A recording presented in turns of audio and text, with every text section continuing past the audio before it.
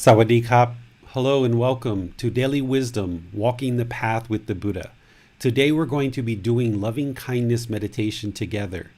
This is our group learning program that we meet on Sunday and Wednesday at 9 p.m. Thai time, where on Sunday we spend time talking about a chapter in this book, Developing a Life Practice, the path that leads to Nibbana. And this week we're on chapter 5, which is the Eightfold Path. And then on Wednesdays, we either do breathing mindfulness meditation, loving kindness meditation, or Buddhist chanting. And we rotate those each Wednesday to build up your practice of training the mind in the Buddhist teachings. So part of these practice is to learn the teachings, observe that they're truth, and then apply them in daily life. So the Eightfold Path that we're talking about this week and that we're studying as part of our Facebook group, our YouTube channel, our podcast, and everything else that we're doing throughout the world and sharing these teachings, there's students all over the world that are studying this book in this chapter and then using the Facebook group, using YouTube, using the podcast, using personal guidance to actually reach out to me, schedule private appointments where people are learning and growing and developing their understanding and wisdom about these teachings and applying them in daily life and seeing progress as they progress on this path to enlightenment. So today we're going to be doing loving kindness meditation, and we're going to be talking about what that is and why it's important for us to be doing it, and then we're actually going to do it, and I'm going to teach you how to do it. But because we're in this chapter 5, the Eightfold Path, and it's so important for your practice, what I'm going to do is I'm going to kind of review that just a little bit here today, because on Sunday I went into it in depth with all the people who have attended either live or listened to this on our podcast or on the playback through Facebook or YouTube. There's been hundreds and hundreds and hundreds of people that have been studying this since our live broadcast. And some of those people will only be able maybe to join on a Wednesday, and they may have questions. So I would like to kind of go through this in just a very short period of time and kind of review it and give a chance for people to ask questions. And if you were in attendance or you did participate even by listening to the podcast or on the playback from the Sunday talk, this little bit of review 3 days, 4 days later can actually be really helpful to allow it to kind of soak in and just kind of hear it again and kind of go through it again. It's kind of like watching a movie a second or a third time, fourth time, even fifth time. You kind of hear things a little bit differently. They kind of connect a little bit differently. You pick up on some of the details that you didn't pick up on before. So that's what we're going to be doing today, is we're going to spend a little bit of time reviewing the Eightfold Path and making sure that you get a chance to kind of hear that again, kind of in a shortened version, ask any questions that you might have, and then move into loving kindness meditation. For anybody who's watching this live in all the places that we're broadcasting to, including our virtual classroom and Zoom, you guys can ask questions as we go through today's talk. If you're on Facebook or YouTube, you can just put comments into the comment section, and our moderator, Max, will answer those for you. And then the people in our Zoom virtual classroom, you can also put your questions into the comments, and Max will answer those. And you have the option to electronically raise your hand where you can ask questions directly or even ask follow-ups. So I would like to thank you for joining. I would like to thank you for choosing to learn and practice the teachings of the Buddha. And I would like to just really dive into this Eightfold Path, because this is the path to enlightenment.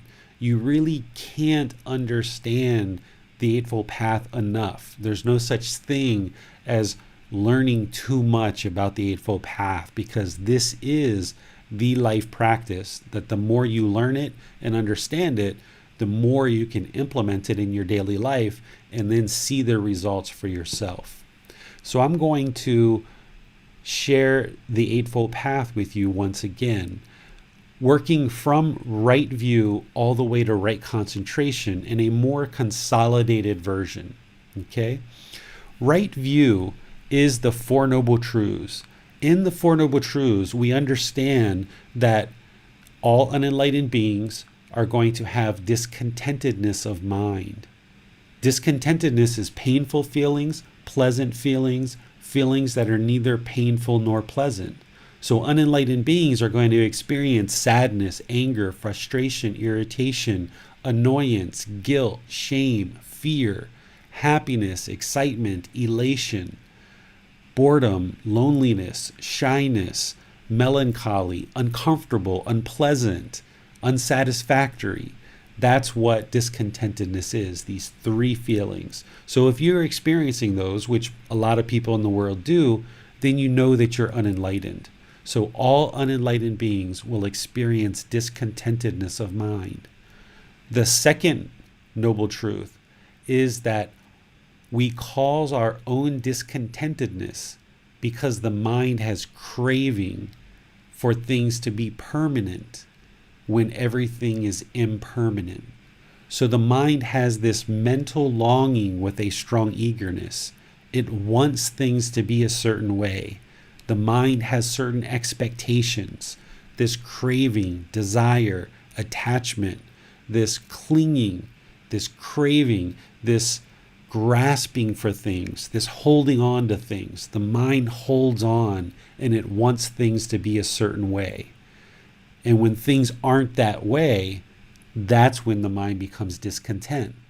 So if we come home from work and we expect that our spouse or our kids have done certain thing, or are clean up the house, or we expect that dinner's going to be ready, or we expect that we're going to be able to watch TV and we can't, then maybe your mind becomes angry or frustrated.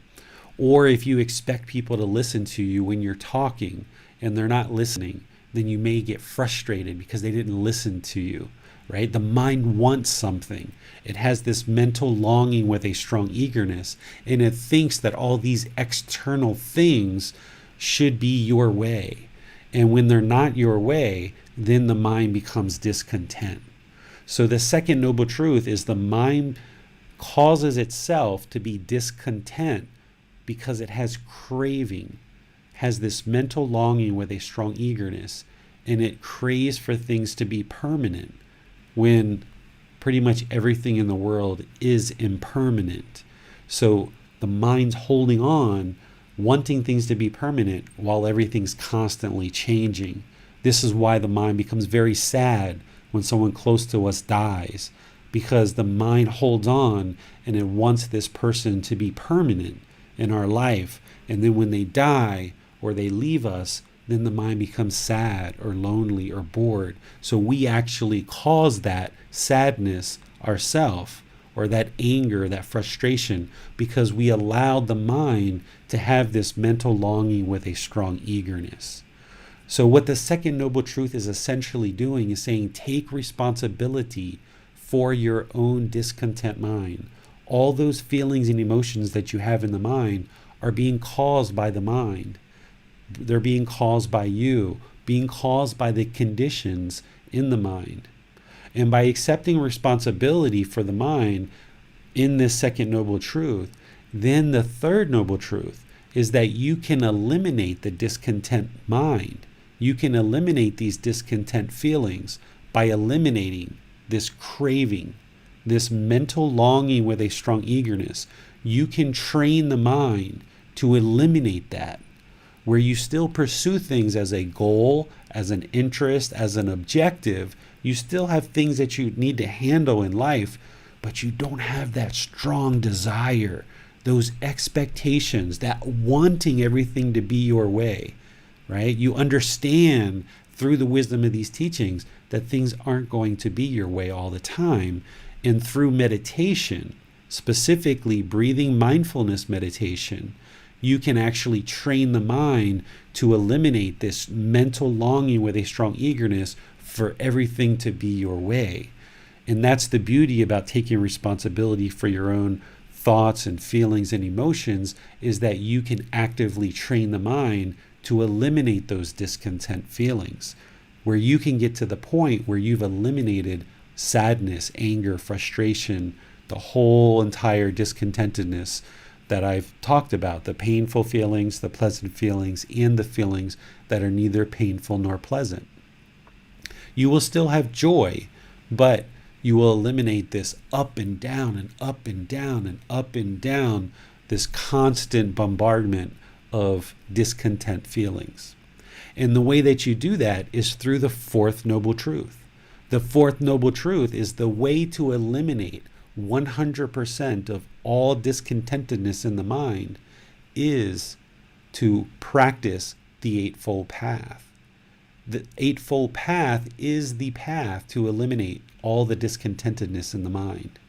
So in the Four Noble Truths, the Buddha explains the problem, the cause of the problem, the elimination of the problem, and the complete solution of what is the solution to the problem. So having right view, this first step of the Eightfold Path, is to understand that you cause all your discontent feelings and therefore you can eliminate them. That you accept all the responsibility for all the feelings that you have in the mind that get produced and not blame others for the feelings and emotions that you have in the mind. This will revolutionize the way that you look at everything from this point forward. And that's why we call it right view, because you have to view things as it's you that is causing these feelings and emotions. Whereas if your view is that other people are causing these discontent feelings, it's other people who are causing you to be angry or frustrated, then you have wrong view, because it's not those other people or those other things that are causing it. It's actually causing itself. The mind is actually causing itself to be discontent. So establishing right view is paramount for the Eightfold Path and this path to enlightenment, right? So that's why I wanted to spend a little bit more time here. Going through the rest of these a little bit more quickly, right intention or right thinking or right thought, what right intention is to practice harmlessness, non-ill will, okay?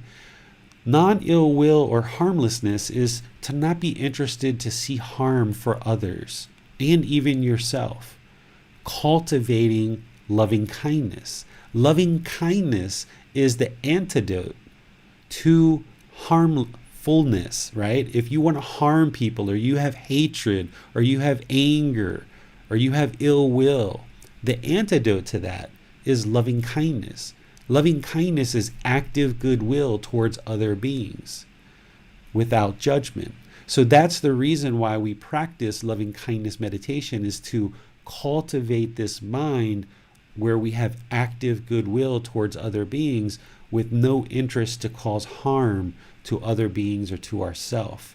And we practice that in meditation and cultivate that in the mind, and then we practice it in daily life where we're not interested in causing harm to others. So right intention or right thinking or right thought is the intention to not harm, to have non-ill will.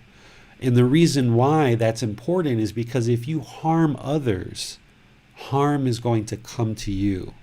This is the natural law of Karma. Cause and effect, or action and result. Essentially the result of our decisions. If we make decisions that harm others, then that harm is going to come back to us. So we need to make sure that any decisions that we make are not causing harm to others, as well as not causing harm to ourselves.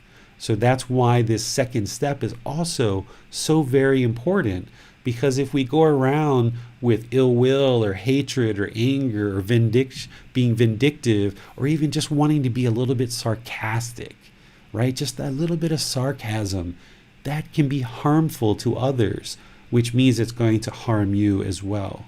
So having the right intention of harmlessness and non-ill will really helps to give you the wisdom that you need to then move forward in the rest of this path. This whole path, we learn it and practice it all together, but you really need to kind of build it up as well. But you are learning and implementing it all at one time. So once you understand these two, and you start practicing this, taking responsibility for your own mind with right view and practicing harmlessness, as you're doing that more and more and more, you can also cultivate right speech. Right speech is to practice the 5 factors of well-spoken speech.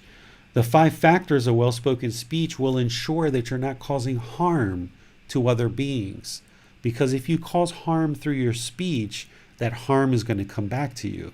And conversely, if you speak very politely, very kindly, very friendly, very respectfully, then that is what will come back to you as well.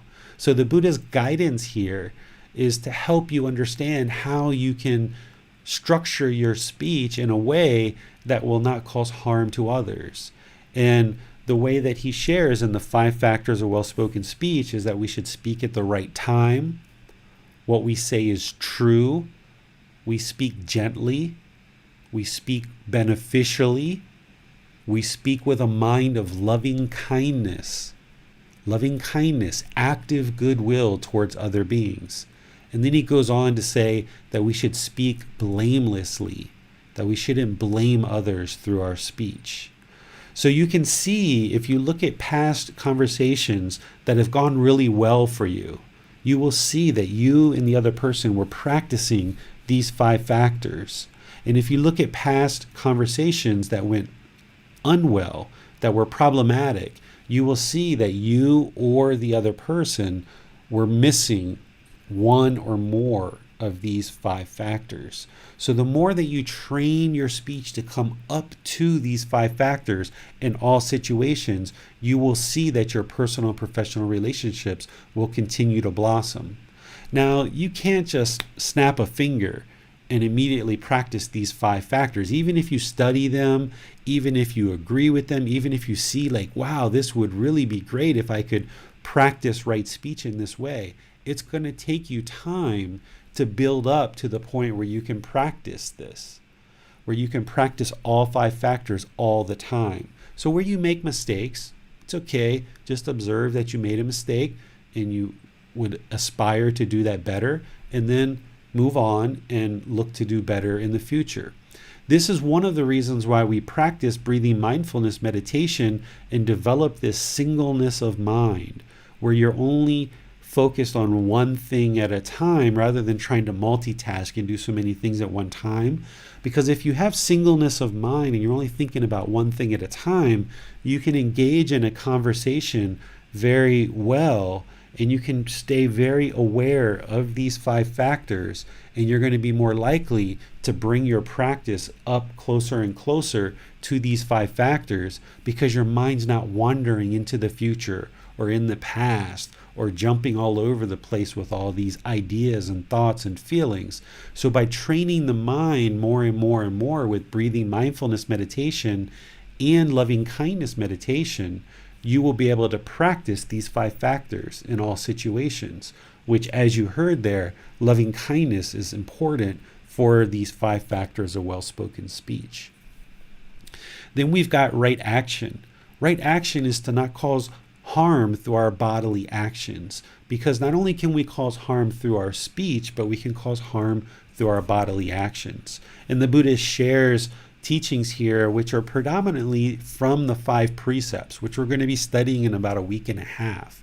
We're going to be going into these in a lot of detail. But just generally, what he talks about is not killing other beings, essentially cultivating compassion for all beings, whether they're human or animal, is not harming and killing other beings.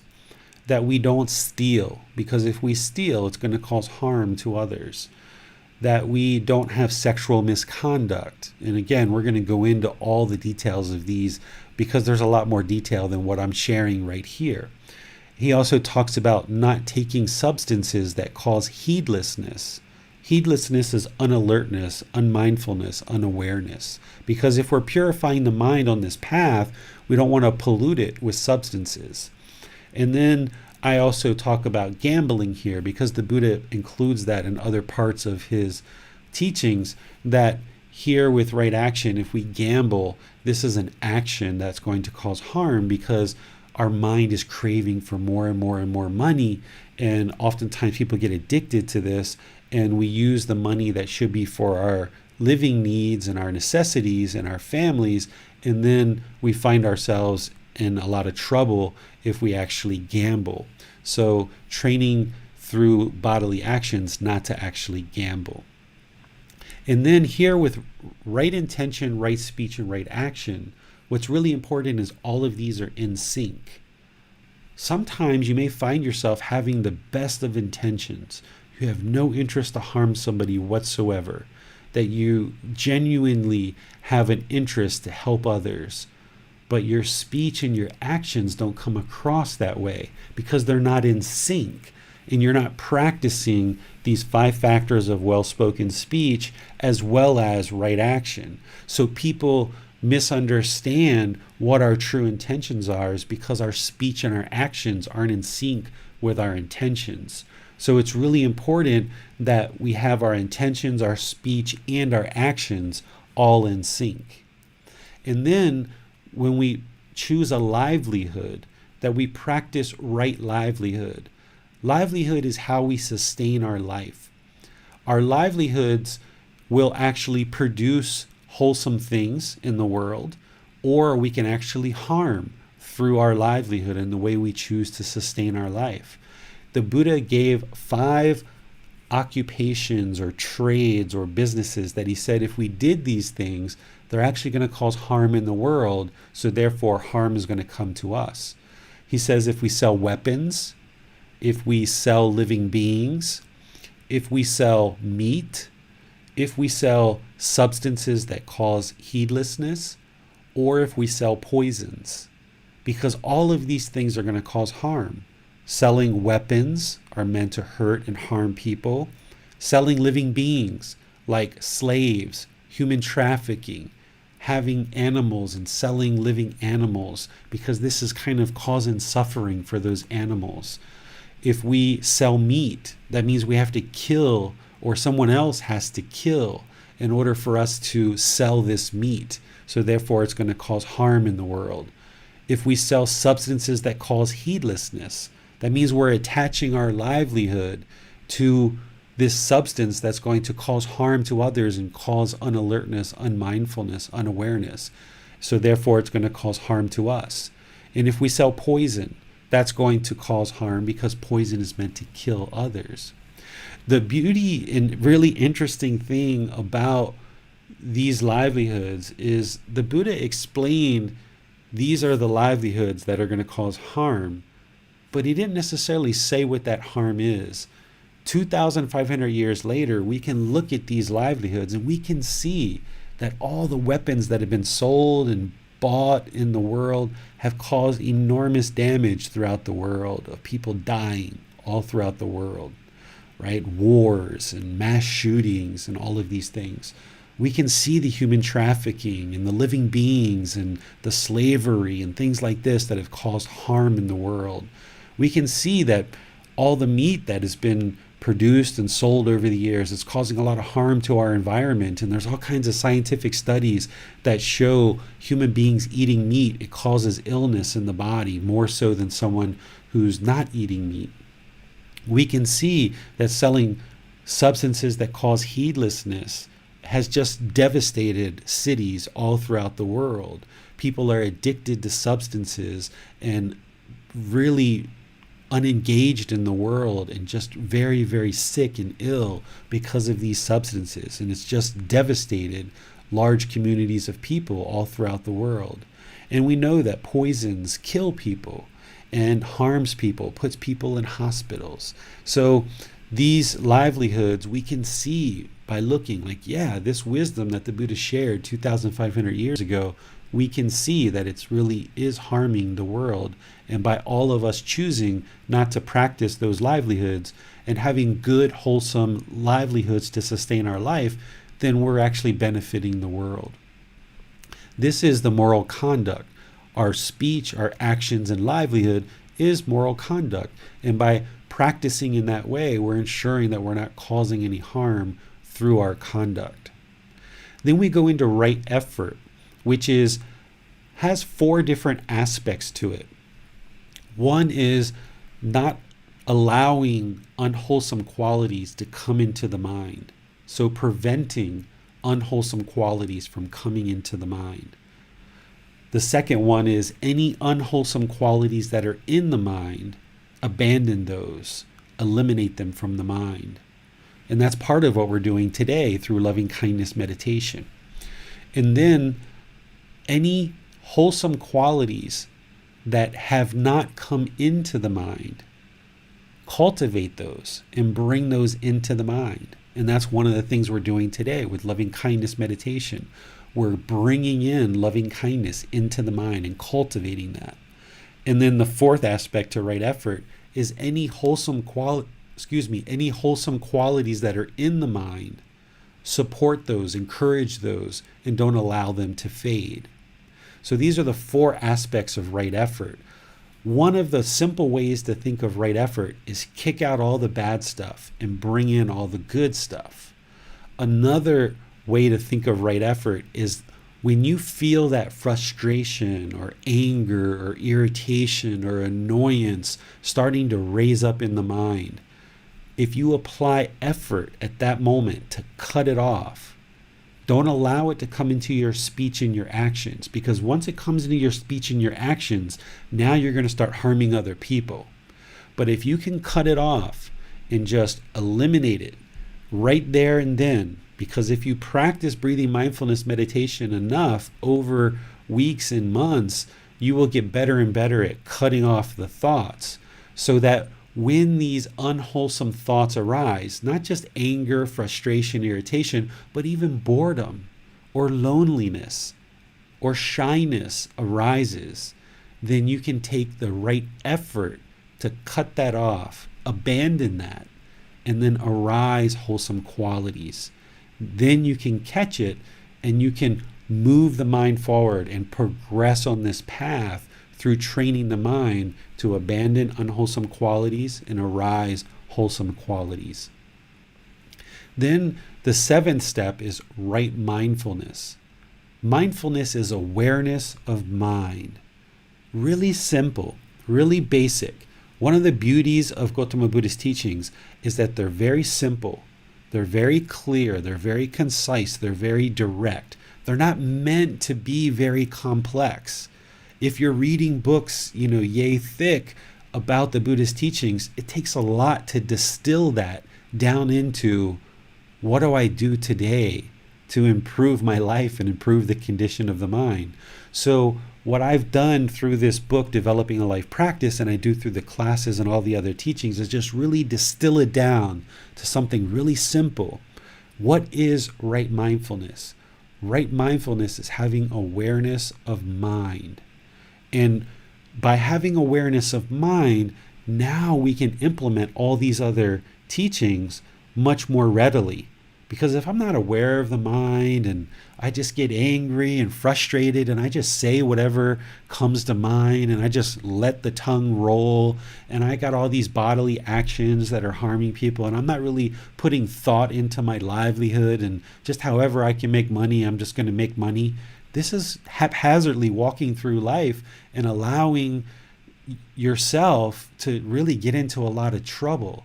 But if you have awareness of mind and you're aware of those unwholesome thoughts, ideas, and feelings that are coming up, then you can do something about it. You can apply right effort. You can do other things to eliminate these unwholesome qualities. If you have right mindfulness or awareness of mind, and those wholesome qualities start to kind of come through a little bit, now you can support those. You can encourage those. You can allow them not to fade. You can use your awareness of mind to be present in conversations. And then you can have better relationships, both personally and professionally. So right mindfulness is all about awareness of mind, just being utterly aware of the mind. And you may kind of overshoot this at first. When you first start practicing right mindfulness, you might move into overthinking, right? If you've been completely unaware of the mind and you've been on one side of the spectrum and now you hear you need to be aware of the mind and all the thoughts and feelings, you might actually overshoot this and actually go to overthinking. which is okay. You need to kind of learn to do that, but then you need to bring it to the middle where you can just be present and aware of the mind and what's in the mind at all times, developing this singleness of mind. And that leads us into the last step, which is right concentration. Right concentration is to practice meditation. Breathing mindfulness meditation and loving kindness meditations are the only two meditations that everybody needs in order to attain enlightenment. There's two other meditations that are used on a kind of ad hoc basis or individual basis as people have certain challenges. There's two other meditations that your teacher may share with you to address certain things, but those are only for certain people that have those certain issues that need to address those two things. By and large, the vast majority of the world is only going to need these two meditations: breathing mindfulness meditation and loving kindness meditation. The beauty in this is that you don't need to run out and learn 20, 50, 100 different meditations that you're just scratching the surface with. You learn these two and you get really, really deep into understanding how to execute these. Then you're going to get lots and lots of benefit and results because you're not busy trying to figure out all these other meditation styles. You only really need these two. So today we're going to be studying loving kindness meditation, but of course I rotate that where I teach you breathing mindfulness meditation as well as loving kindness meditation as part of this program, because that's the only two that you're actually going to need. By training the mind in meditation, having an active, independent, purposeful, dedicated training session of the mind where you're eliminating certain qualities or you're cultivating certain qualities in the mind. Now by doing that in meditation consistently, day by day, now those qualities that you're eliminating and those qualities that you're cultivating in daily life, you can now function and practice those qualities that you're cultivating. So in breathing mindfulness meditation, we're eliminating craving, desire, attachment. We're cultivating mindfulness, awareness of mind. In loving kindness meditation, we're eliminating hatred, anger, ill will, and we're cultivating loving kindness, active goodwill for all beings without judgment. So if we eliminate this craving, desire, attachment, we're eliminating this hatred, this anger, this ill will. We're cultivating mindfulness, awareness of mind. We're cultivating active goodwill for all beings without judgment. Now that's what we want to practice in daily life, because this other stuff is causing us problems. This craving, desire, attachment, that's causing the mind to be discontent. This hatred, this anger, this ill will, this is causing us to block people out of our life. This is causing us to push people away. This is causing us to not be able to relate to others and peacefully coexist with other people. So it's causing us problems. So by practicing breathing mindfulness meditation and loving kindness meditation, we're training the mind in the direction of having this awareness of mind and this active goodwill for all beings without judgment. Because now we can let go of that anger, that hostility, that aggression, that resentment that we sometimes hold on to because of things that have harmed us in the past. We oftentimes hold on to this resentment, and it affects us in our new relationships, and it inhibits us from having really bright and vibrant relationships. So that's what we're going to be doing today, is right concentration. We're going to actually be doing meditation, and when we do, we're actually practicing this entire Eightfold Path at the time that we're meditating. And at the time that you're meditating at home, you're actually practicing this entire Eightfold Path for whatever amount of time that you're practicing meditation.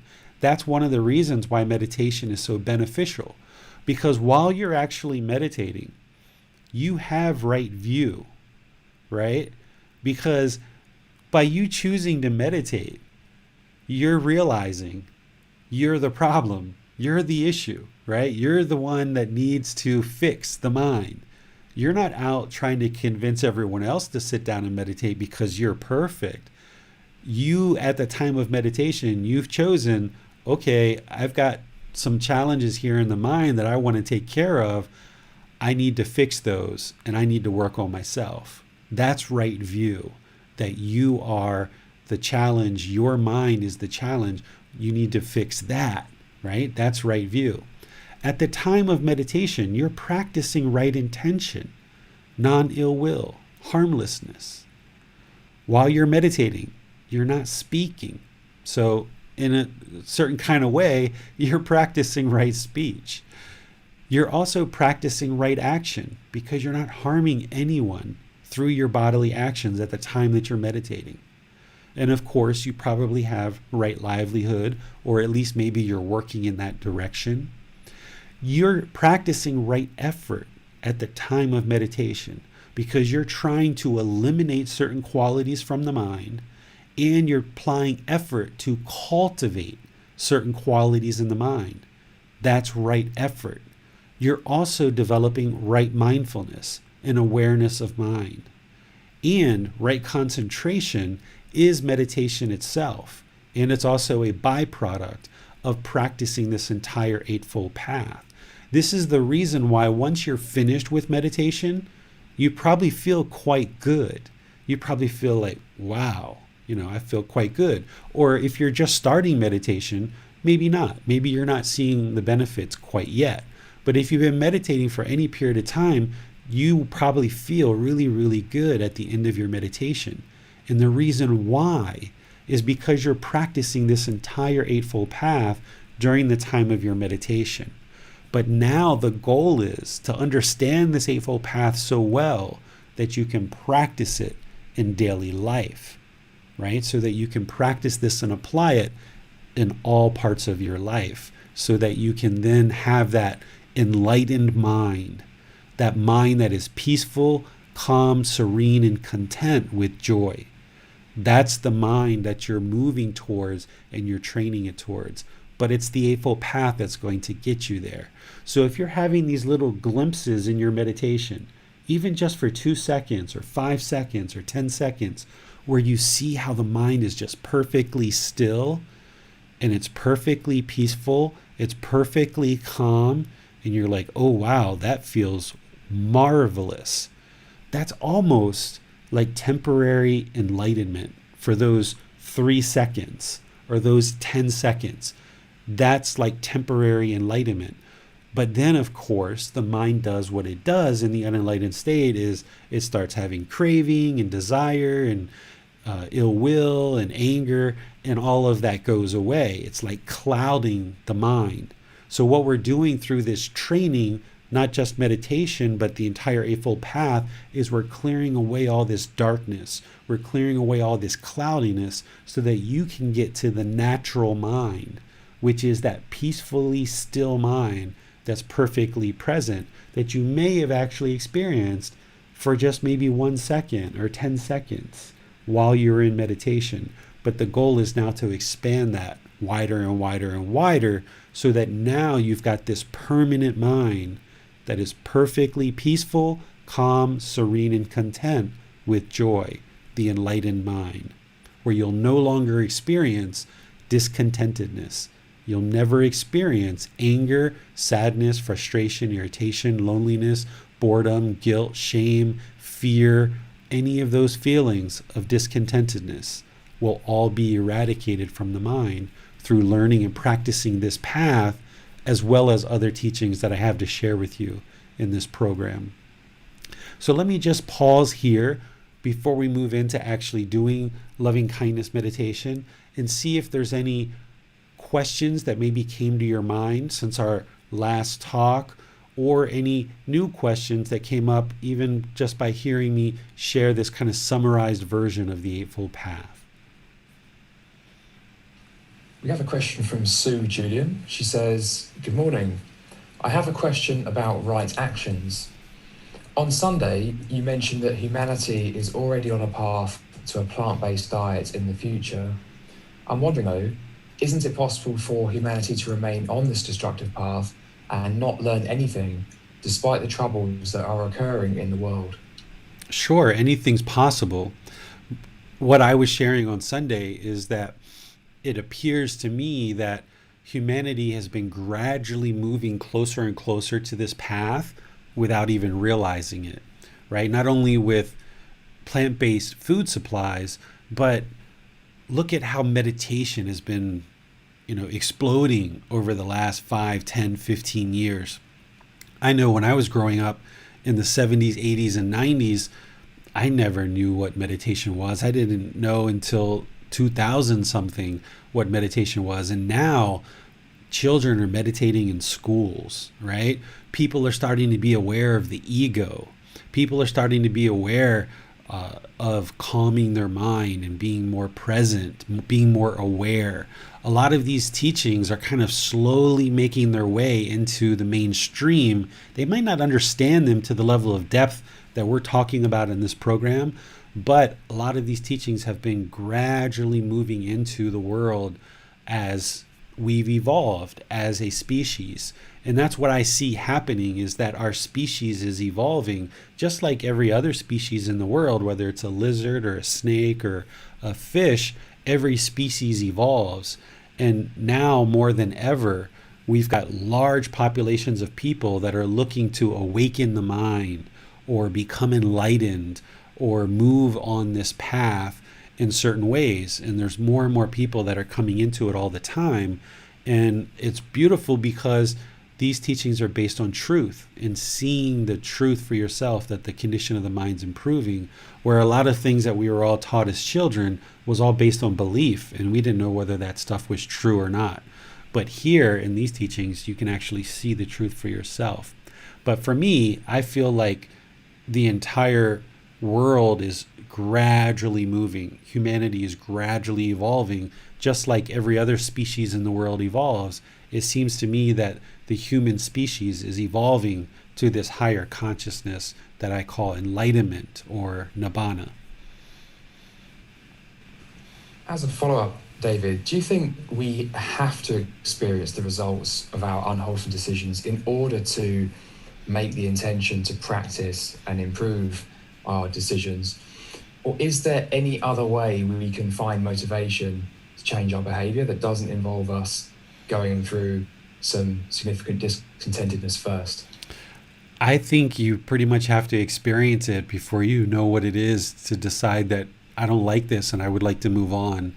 Speaking from my own experience, I went really deep down into the darkness at many times in my life and came back up and then went back down and came back up. And, finally this last time it was just like, all right, I'm done with that, and, it definitely was those situations of being down in the darkness and seeing all the problems, realizing that this isn't the life that I wanted to live, that motivated me, encouraged me to come back out. So I can only speak on my own. And I think that we all need to see the truth for ourselves, right? I think that humanity is done with all the belief, which is good, right? We're kind of like done with all of that. People want to see the truth for themselves. And one of the things that we've learned through this mass amount of information that we now have available to us, that there's truth and there's misinformation. And people are getting really, really good at figuring out what is the truth for themselves. Now, sure, there's some people who just still believe whatever they're being told, but there's more and more population around the world that are really seeking the truth, not just the truth in teachings like this, but just everyday truth, and not really accepting just what people say or what they want you to believe, but really looking for the truth. And I think that those experiences of experiencing discontentedness gives us the background and experience of seeing how bad things can really get as motivators to encourage us to do better. And that's certainly what it did for me. Thank you. Yes, one thing I see a lot at the moment is a lot of concern about naturally what we're doing to the world, what we're doing as a society, and that we should maybe go out and try and change other people's behaviour. And if we don't do that, then we're all going to suffer some irrevocable consequence that might wipe us out. It could have the biggest possible consequence. What's your take on that? The important thing for people to focus on when you're getting on this path, especially when you first get started, the first 6 months or a year or so, is really just focus on yourself. It's very common that once you learn something new and you see how great it is, you want to run out and share it with everyone else. And that's great, because that's generosity, that's loving kindness, that's compassion. But you're not really in a position to share it at that point, because you haven't really learned it and you don't really know it.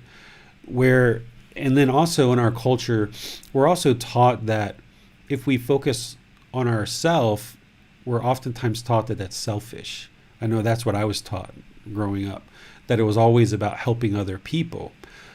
But there's going to be a time and a place for that. There's going to be a time and a place for helping other people.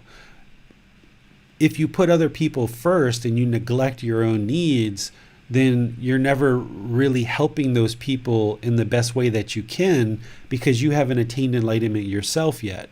So you're kind of out there trying to change everyone else and help everyone else, but your practice is still haphazard and causing harm in the world. By you spending the time to really dedicate learning and developing your own life practice and getting that really well rooted, and just really kind of drawing inward and focusing on your own mind, getting that really nailed down, 6 months, a year, really getting the practice going and moving forward, seeing the benefits and the results. Now, if you started to kind of share it with people here and there, and not in a way of craving or desire, but just if you were interested in sharing things here and there, I think it could be helpful to kind of share the teachings with other people in kind of a light way, just kind of an encouragement or support.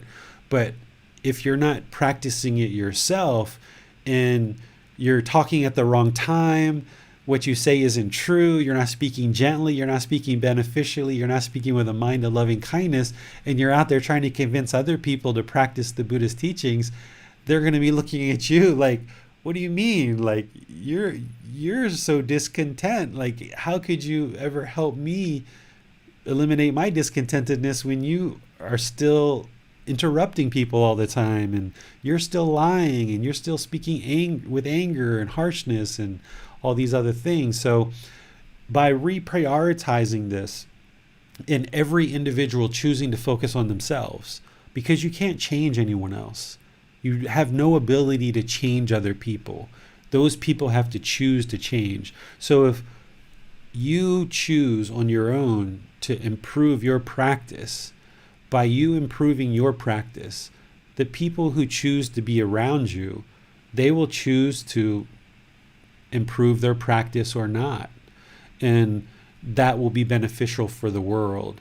But if you try to run out and change everyone else, you're not addressing the problem. The problem is your mind wants to change everyone else. You have an expectation, a craving, a longing, this mental longing with a strong eagerness to change everyone else, but you haven't changed your own mind yet. So you've really got to start with your own mind. And by doing that for 6 months, a year, you're never going to stop focusing on yourself. But if you wanted to start kind of reaching out to some others here and there lightly, sure, go for it. But always put your own practice first.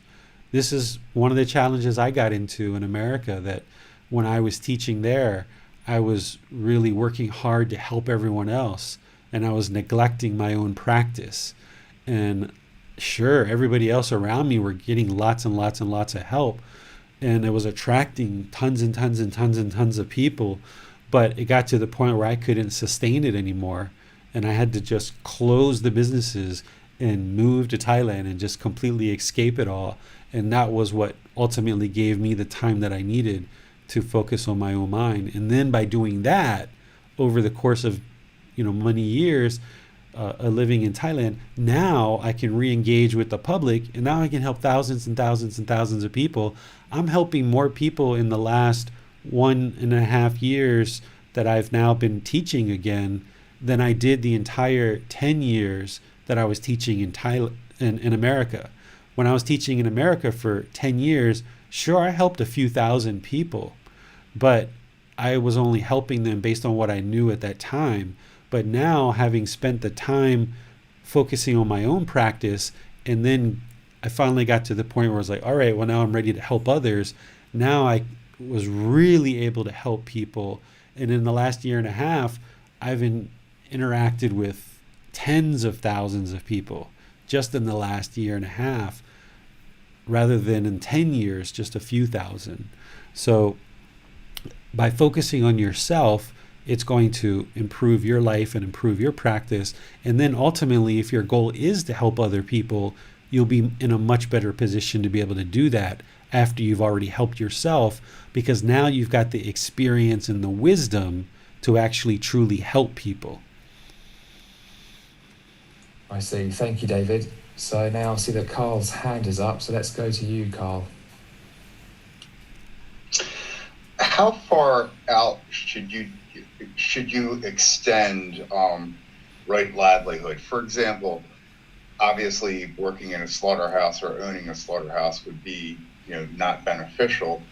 But the example, for example, working in a drugstore where they have one shelf of insect poison or cosmetics that were formulated with animal experimentation, or even the simpler example of working in a grocery store where you had nothing to do with it, but they do sell meat. I mean, how far do you extend that out? That's where your personal choice comes in, right? One of the things that we talked about on Sunday is how the world is transitioning, and it's going to take many generations to transition to the point where more and more and more people are practicing these teachings. So you have to decide for yourself, where's that middle? Because someone who's maybe a cashier at a grocery store that's selling poisons, like you say, or selling some kind of something, that person to just quit that job and go do something else, it may not be realistic or possible for them at that particular time. So you decide how closely would you like to actually practice these teachings, and that's where you gradually come up to this ceiling that the Buddha is sharing in the Eightfold Path. And it's going to come down to your personal choices. How comfortable are you being that cashier and selling those things? If you're fine with that and you realize, where you're at and your mind's okay with that, then sure, that's fine. Then you practice that how you like. That's one of the beauties of not having some centralized organization with one person at the top that's telling everybody what to do and what not to do. The Buddha's teachings are guidance. And as you're picking up on this, Carl, that, you could really go into some real depth with this and choose to quit your cashier job at a grocery store because they do sell poisons.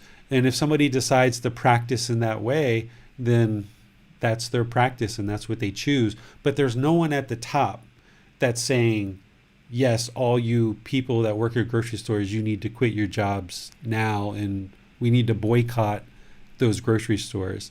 That's not how any of this works. So how closely you choose to practice right livelihood is totally up to you. And these are the teachings of the Buddha, and you have to decide where's your middle and what feels right for you in terms of your practice. Okay, we have no more questions at this time. Okay, so let's move into loving kindness meditation, which is our focus for today. The loving kindness meditation is the second highest form of wholesome Dhamma that you could actually produce. The Buddha talks about Dhamma, and we're going to talk about it in about 4 weeks. This cause and effect, or action and result, essentially the result of our decisions. And he talks about all these different things that you could do in the world and doing wholesome things. And he talks about breathing mindfulness meditation as being the highest form of good wholesome Dhamma or merit that you could produce. and loving kindness being the second highest form. Because by you focusing on your mind and improving the condition of your mind, like we were just talking about, it helps all the people around you and it helps all of humanity. So here with loving kindness meditation, what we're doing is we're actively working to eliminate hatred, anger, and ill will from the mind and cultivate this active goodwill without judgment. This also relates to one of the fetters. If you remember back to chapter 3, when we talked about the 10 fetters, there's a fetter there that we need to eliminate on our path to enlightenment called ill will, which is essentially hatred, anger, ill will, which lighter versions of that would be like frustration, irritation, annoyance, these kind of things that kind of, we feel like people rub us the wrong way, right? You might not have ill will for that person. You might not want to see something bad happen to them, but you just feel like, that person kind of rubs me the wrong way. I don't want to be around them anymore, right? This is ill will, but it's a lesser version of it. So what loving kindness meditation is going to do is it's going to help eradicate that. It's going to help to eliminate that from the mind. And it takes multiple times, multiple sessions of doing this. I did this for many, many, many years. And it took many years to eradicate the feelings of hatred and anger and ill will that were in my mind through all the different things that have happened to me in my life. There was a certain amount of hatred, anger, and ill will that I had for various people in the world based on things that happened to me in my life. And what you realize through these teachings is that by holding on to that resentment and these feelings, it doesn't actually help you. It doesn't help your life at all to resent your parents for things that you felt like they did wrong to you or that they're currently doing wrong. It doesn't help you to judge them in that way. It doesn't help you to hold on to that resentment. It's only hurting you, right? It doesn't help to have hate or anger for the person who cuts you off in traffic. It doesn't help you at all. So by eradicating all this from the mind can then be more peaceful, calm, serene, and content with joy. The way that this loving kindness meditation works is you first start with breathing mindfulness meditation, which is what I will guide you in to get us started. You always kind of start with breathing mindfulness meditation to kind of center the mind, bring it into the present moment. Don't allow it to go to the past or the future. Kind of eliminate some of the thoughts and feelings, kind of let them go, and kind of start developing that singleness of mind and clearing away the clutter through breathing mindfulness meditation. And you can do that for 5 minutes, 10 minutes, 15 minutes, up to you, however long you would like to do that breathing mindfulness meditation. Then what you do is you move into loving kindness meditation. And what you do is you activate these affirmations in the mind. And you always start with yourself. You say, may I be peaceful. May I be safe. May I be well. And may I be free of all discontentedness and the suffering it causes. Each one of these phrases you say in the mind on the out breath. So it's going to be a real slow out breath, not a real slow out breath. It's going to be a real nice pacing between these statements. You're not going to just rattle them off the way that I kind of just did. It's going to be a nice deep inhale and exhale. And then on the exhale, may I be peaceful. And you set that affirmation in the mind. And then you let that one out. And then you take your inhale. And then on your exhale, may I be safe. Okay? You're going to do this quietly in the mind. And if you saw me doing this in person, I would be completely quiet. You wouldn't know that I was actually doing this. But because I'm guiding the meditation and helping you to learn loving kindness meditation, I'm going to be speaking these statements out loud. And I'm just doing that to kind of cue you that you hear the statement and then you can repeat it in the mind. And you're always going to start with yourself, because how can you have active goodwill for others if you don't have it for yourself? this active goodwill without judgment.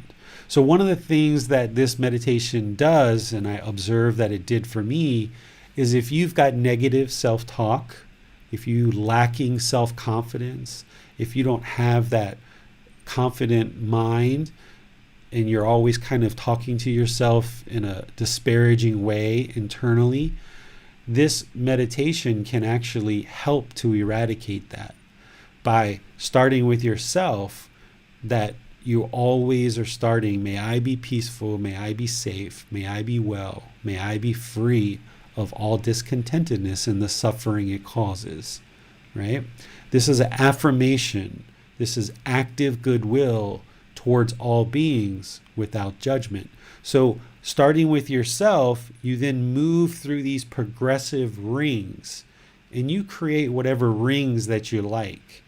I share in the book these 3 rings of may I be peaceful, may we be peaceful, may all beings be peaceful. This is a really simple kind of short version, but you may want to put like 5, 6, 8, 10, 12 different rings in there to cover certain groups of people and eventually getting to all beings. You may also have one particular person in your life that you're particularly having a lot of trouble with right now, feeling hatred and anger towards. Maybe it's your dad or your mom or your brother, your partner, your children, your employees, your coworkers, your neighbors. You may want to start with you, go to that person, and then go to all beings. You may want to start with yourself, go to that person, go to that person again, that person again, that person again, that person again, and then all beings. And you may need to do that over multiple sessions until you cultivate active goodwill towards all beings. And if you do have hatred, anger, and ill will towards certain people, you might not feel it on the first session or the second session. You might just be going through the motions, but it's going to take many, many weeks. And in my case, it took many years to let go of some of this hatred and anger that I had for certain people. What's important to keep in mind here is that you're not sending out a prayer to other people. You're not asking for other people to be peaceful. You're not wishing for them to be peaceful. You're not trying to convince them to be peaceful. You're not trying to change them through your meditation, because that's impossible. You can't change other people through your meditation. What you're doing here is you're changing your mind. You're cultivating active goodwill towards all beings in your mind. So if you've got a neighbor, for example, that you and that person is having trouble, and every time you're around them, you speak hostile and aggressive, and they speak hostile and aggressive, and it's just created a really bad relationship here between you and your neighbor. Well, by you now cultivating this active goodwill towards all beings over multiple sessions, and you letting go of this anger, this hostility, this aggression, this hatred, this resentment, now when you engage with that person or you observe that person, maybe you can give them a little smile. Maybe you can give them a little wave. Maybe you can have right speech when you're around them. And this will slowly, gradually improve your relationships, both personally and professionally. So this meditation isn't meant to change anybody else. There's nothing in the Buddhist teachings that are about changing other people. There are no prayers. There are no rites and rituals and worship. There is no such thing as chanting and changing other people through your chants, or even changing your own mind through chants. That's just sounds. That's just voice. That's just a chant. There's nothing about this meditation that's going to change other people. It's all about training your mind to cultivate this active goodwill towards other beings, so that then as you cultivate this regularly in meditation, now when you're around other beings, you're going to be more loving, you're going to be more kind, you're going to have this active goodwill without interest to harm others, and you're not going to have this judgment.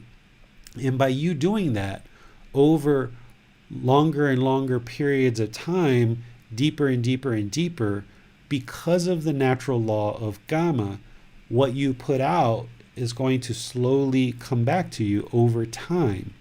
So you're not doing this to change others, but what you will notice is by changing your mind, you will attract other people around you that see your kindness and see your care and see your friendliness. And this is going to create better personal and professional relationships. And any relationships that you currently have that are somewhat problematic, by you practicing this meditation and all the other teachings, you will be able to slowly clean those relationships up, because now you're practicing right intention, which is harmlessness. You're practicing right speech, where you're practicing those 5 factors of well-spoken speech, and you're not blaming them for things. You're not judging them. You're trying to be helpful and caring and kind. So you'll see that these relationships will slowly, gradually clean up. So what we're going to do today is I am going to do the chanting that I normally do to ease us into meditation and ease us out. But if this is your first time joining us, understand that this chanting that I teach and this chanting that I do in the practice, it's not to create anything good in the world for other people. It's not a prayer. This chanting that I do, it's to start developing awareness of mind, awareness of breath, to ease the mind into meditation and get more benefit out of the meditation itself. So the chanting is actually part of the active training session that I'm doing with the mind. There isn't any special words that are going to change anything in the world. Me just chanting words isn't going to change the mind for me. I need chanting and I use chanting, but there's certainly people in the world who are enlightened who never chant. There's people who have attained enlightenment who don't chant. It's not part of their practice. So if you're not interested in chanting, or you never have chanted, that's fine. You don't have to. But what you should do is, the Buddha described that we should set up mindfulness in front of us. This is essentially easing the mind into meditation. So you're not just coming from outside and plopping into meditation, that you're actually doing something to kind of ease the mind into meditation. So if you've got a chanting practice that you do, you're welcome to do that, and you can do that on your own. If you learn with me, I will teach you the chants that I do, which next Wednesday is our day to learn chanting and revisit that, since we did that a few weeks ago. So if you've been learning these chants with me, you're welcome to chant along with me. And then after we chant, then we're going to go into breathing mindfulness meditation. I'll give you some guidance there. And then there'll be a period of time where you'll be on your own. And then after we have that period of time where you're on your own, then I'm going to come in with loving kindness meditation. And as I say each one of these phrases, which aren't going to be the 3 that I've mentioned, I'll actually have something else. We're going to do loving kindness meditation for however many rings that end up getting created to cultivate this active goodwill towards other beings. Then I'll finish up with another chant. And if you have questions at the end, based on how your meditation went or any questions that came to mind, we can cover questions at the end of our meditation session. So with that, does anybody have any questions about what we're going to do in our meditation? I think we're good here, David. Okay, marvelous. Let's go ahead and get into our meditation position. If that's seated or lying or standing, your lower body should be comfortable. If you feel any pain during meditation, you should change your body position. Don't just grin and bear it. That pain is there for a reason, to tell you something's wrong with the body. So if you feel any pain at any point, just move your hip or move your knee, get comfortable, because we don't want there to be pain in the mind, because that would inhibit our training. So get the lower body comfortable. The upper body should be erect, using your muscles to erect the spine, kind of engage the muscles. That's going to keep the mind active and engaged. It's going to keep it alert and attentive, because that's what we want, to be able to actively train the mind during meditation. Your hands and arms, you can put those either in your lap or on your knees or on the armrest of your chair. The Buddha placed his right hand on top of his left and he put his thumbs together. So if you'd like to do that, you can do that. And then just close your eyes and start developing a nice natural breath. Your breath should be nice and natural, not forced, not controlled, just nice inhales through the nose and exhales through the nose. The Buddha said, if your breath is short, know that it's short.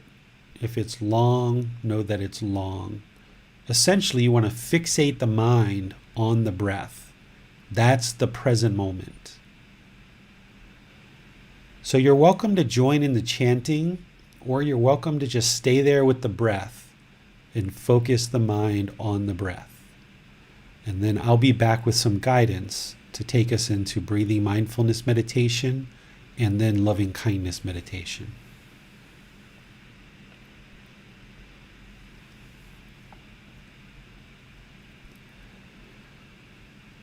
Arahang Samma Sambuddho Bhagava Bhutang Bhagavanang Abhivateyami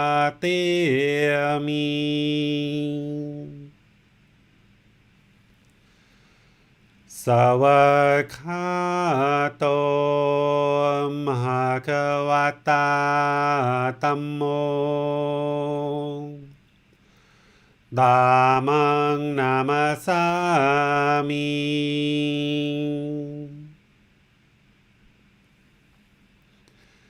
Supatipano Bhagavato Sāvaka Saṅkho Saṅghang Namami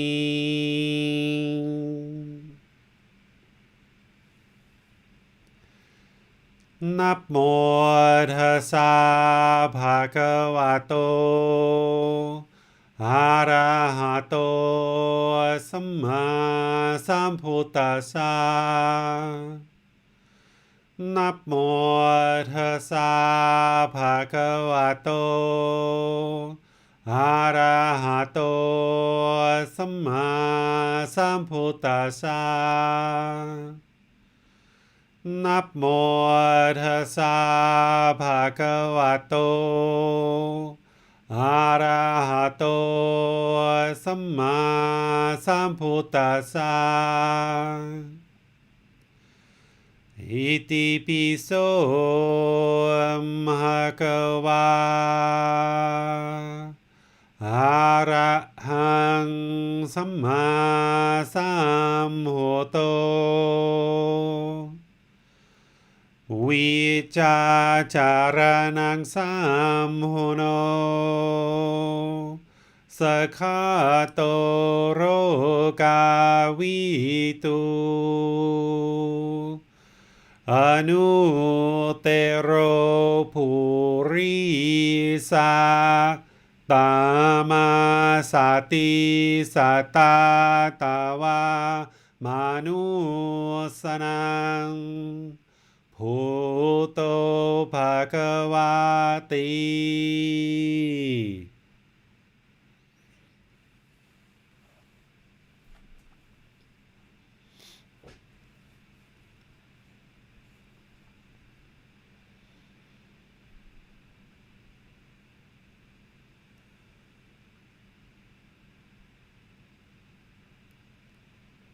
Okay, now you should be breathing in through your nose and out through your nose.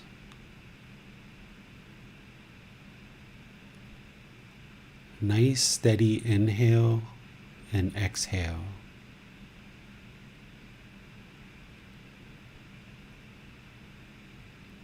Bring your mind to the breath. Fixate the mind on the sound of the breath entering the nose or the sensation of the air moving over the skin into the nose. This is the focus of the meditation. You're fixating the mind on the breath. That breath is the present moment. So we're training the mind to come into the present moment, that singleness of mind, right concentration, focused on the breath.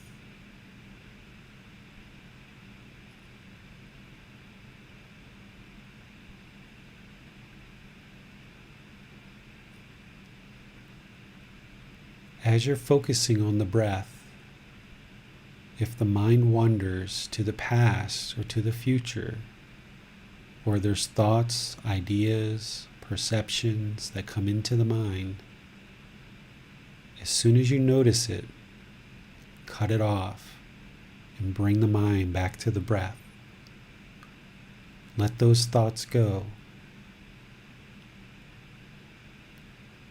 Train the mind to keep coming back to the breath. This is going to show you that you can control the mind.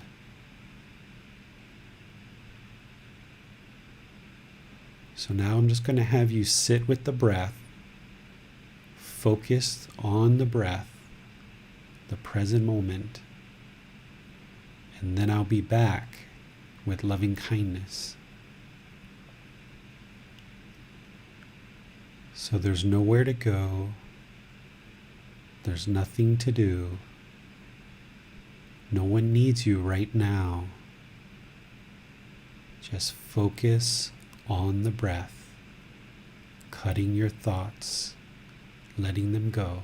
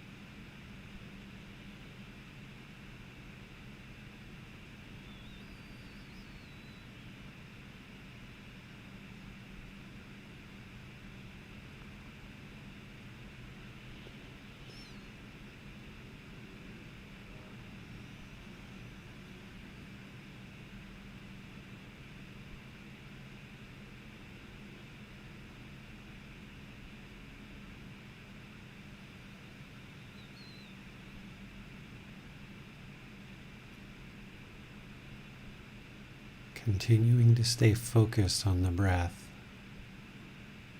repeat this affirmation in the mind on the out breath. May I be peaceful.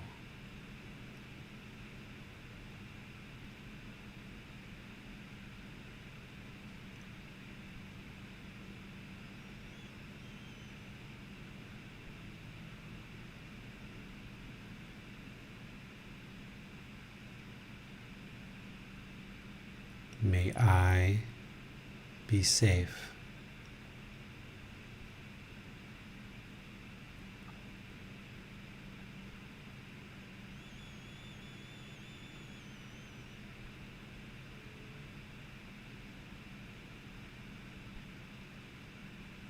May I be well.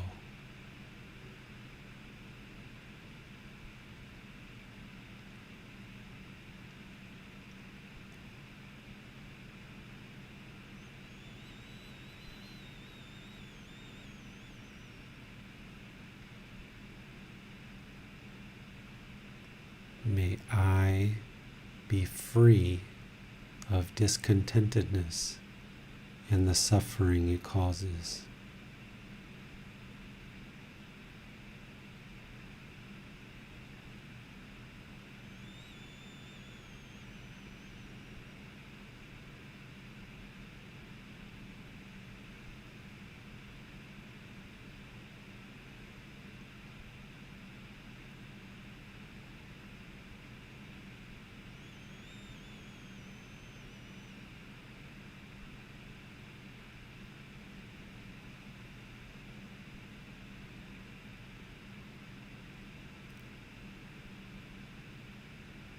May we be peaceful.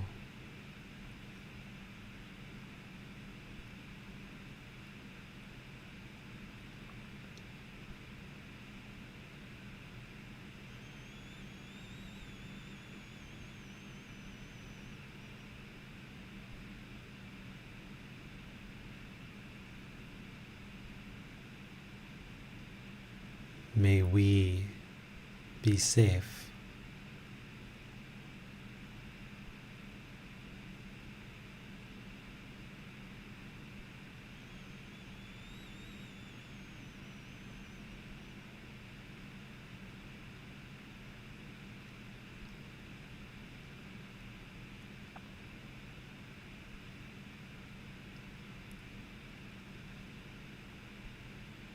May we be well.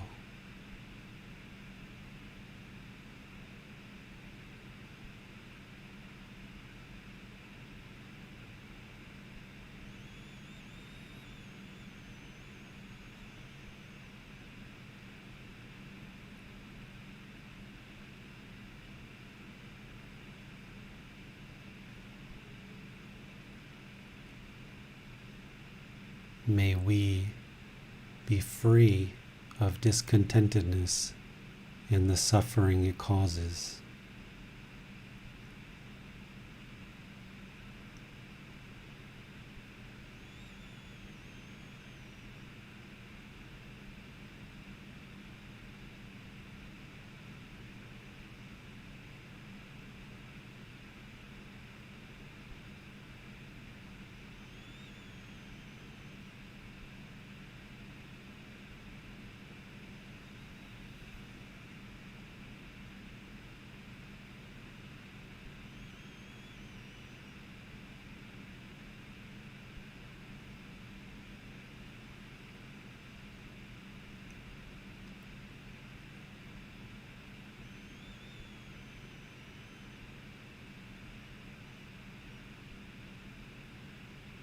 May all those who are close to me be peaceful.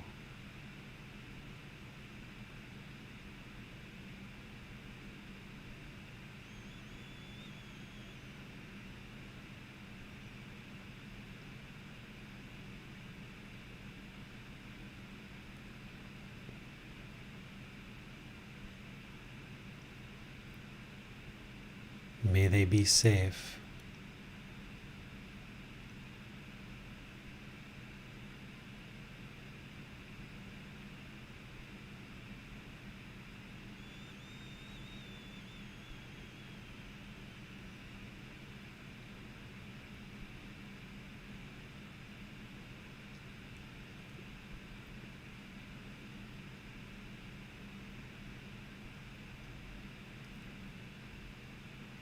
May they be well.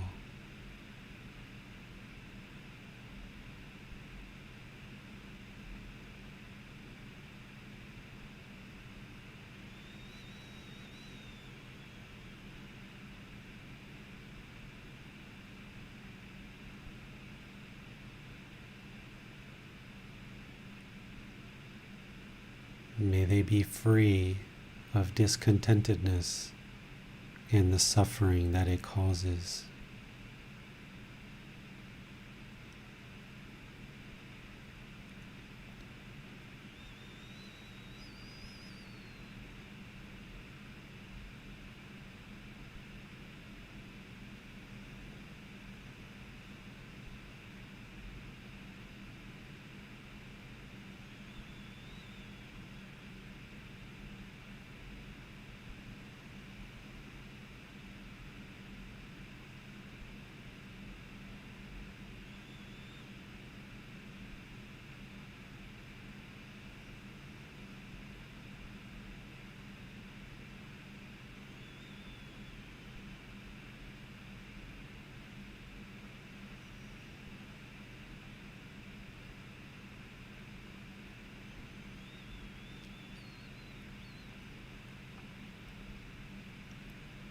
May all those whom I've never met,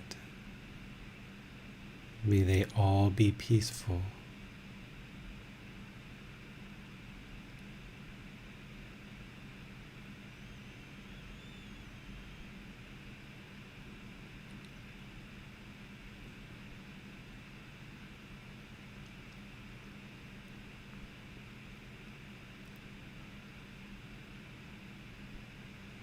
May they be safe.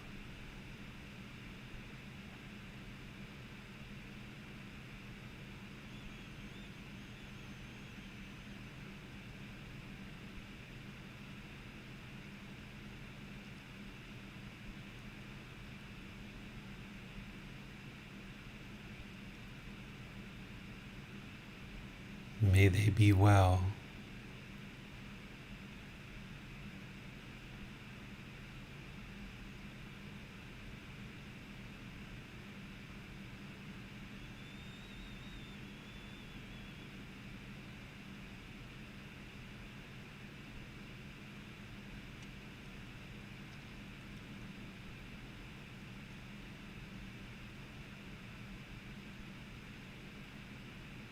May they be free of discontentedness and the suffering it causes.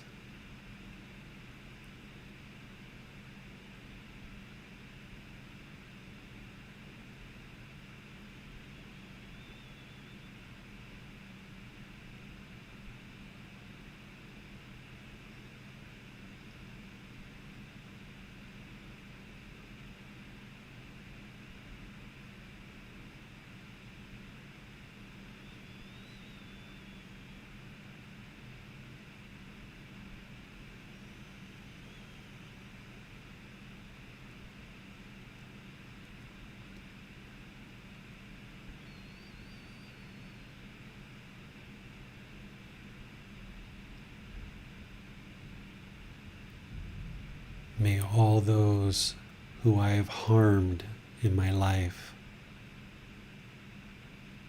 may they all be peaceful.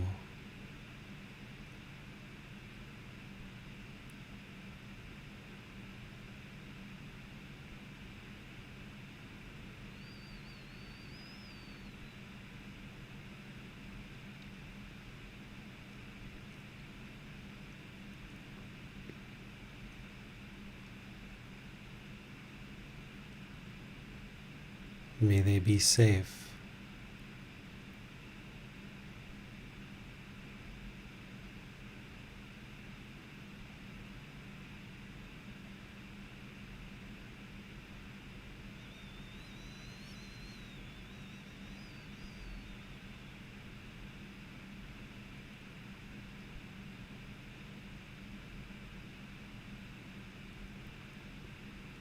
May they be well.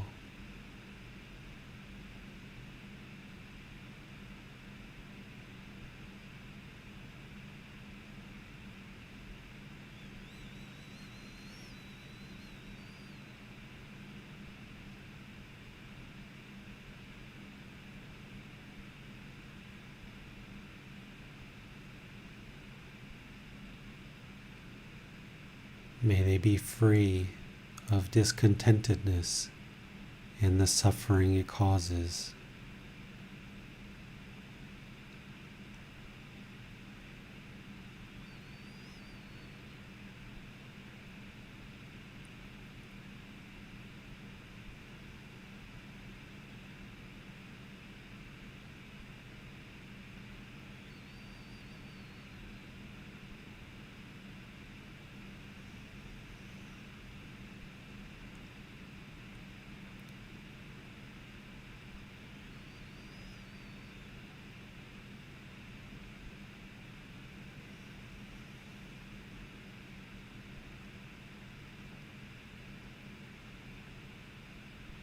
May all those who have harmed me be peaceful.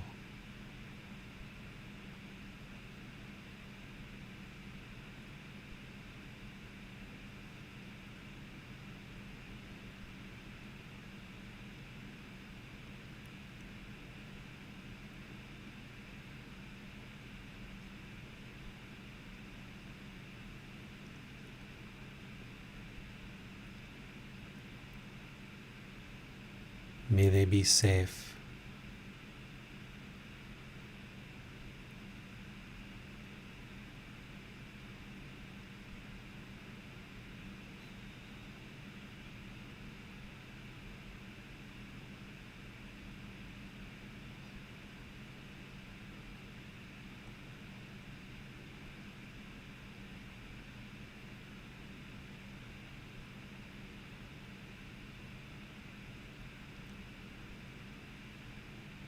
May they be well.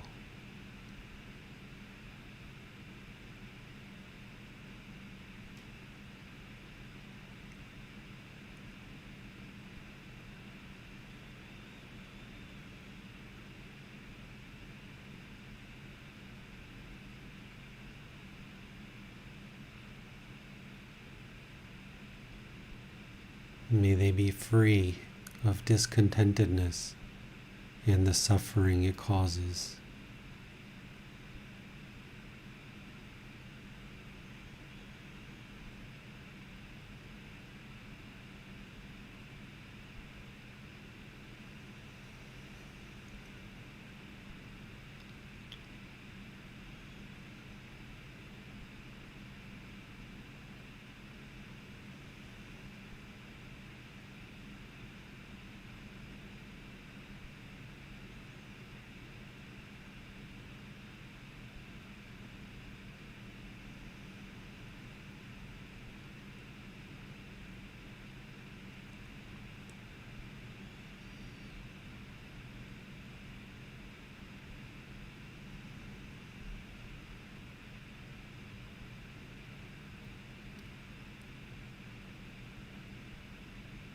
May all beings, no matter where they reside, be peaceful.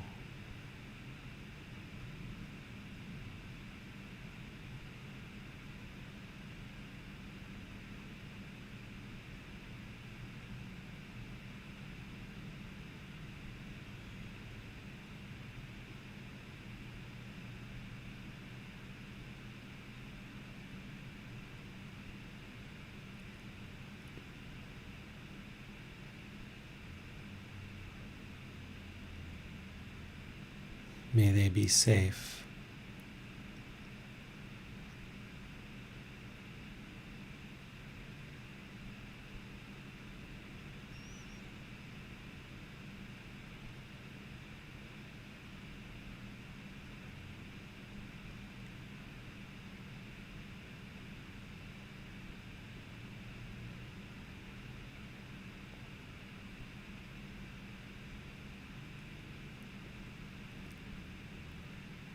May they be well.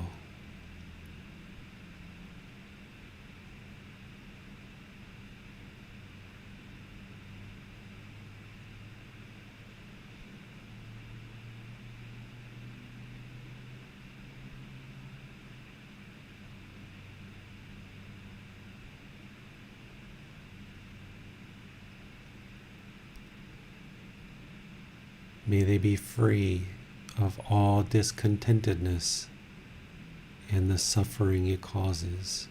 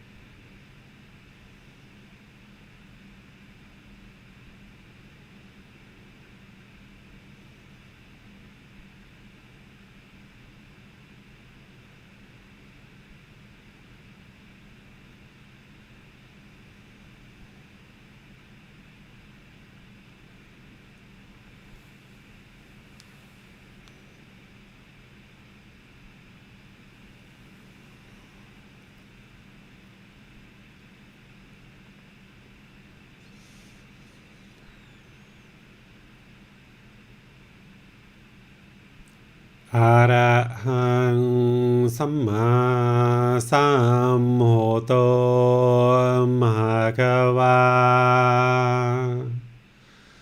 Bhutang Bhagavanang Abhivateyami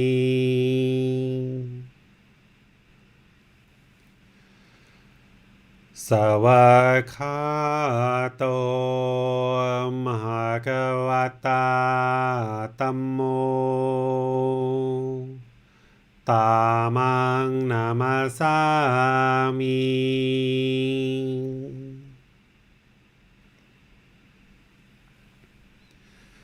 Supatipano Bhagavato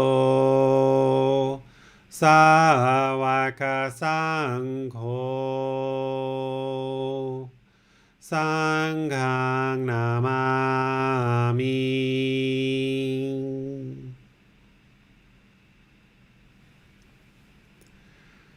Namo tassa bhagavato arahato samma sambuddhassa Namo tassa bhagavato arahato samma sambuddhassa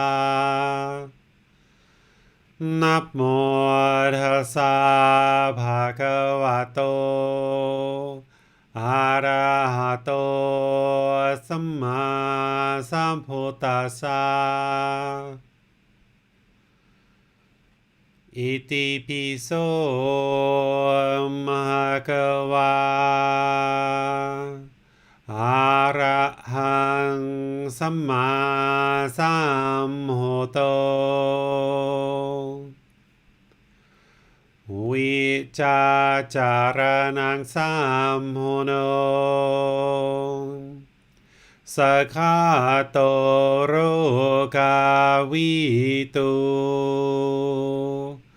Anutero purisa Tamasati satatawa manusanang Bhuto Bhagavati.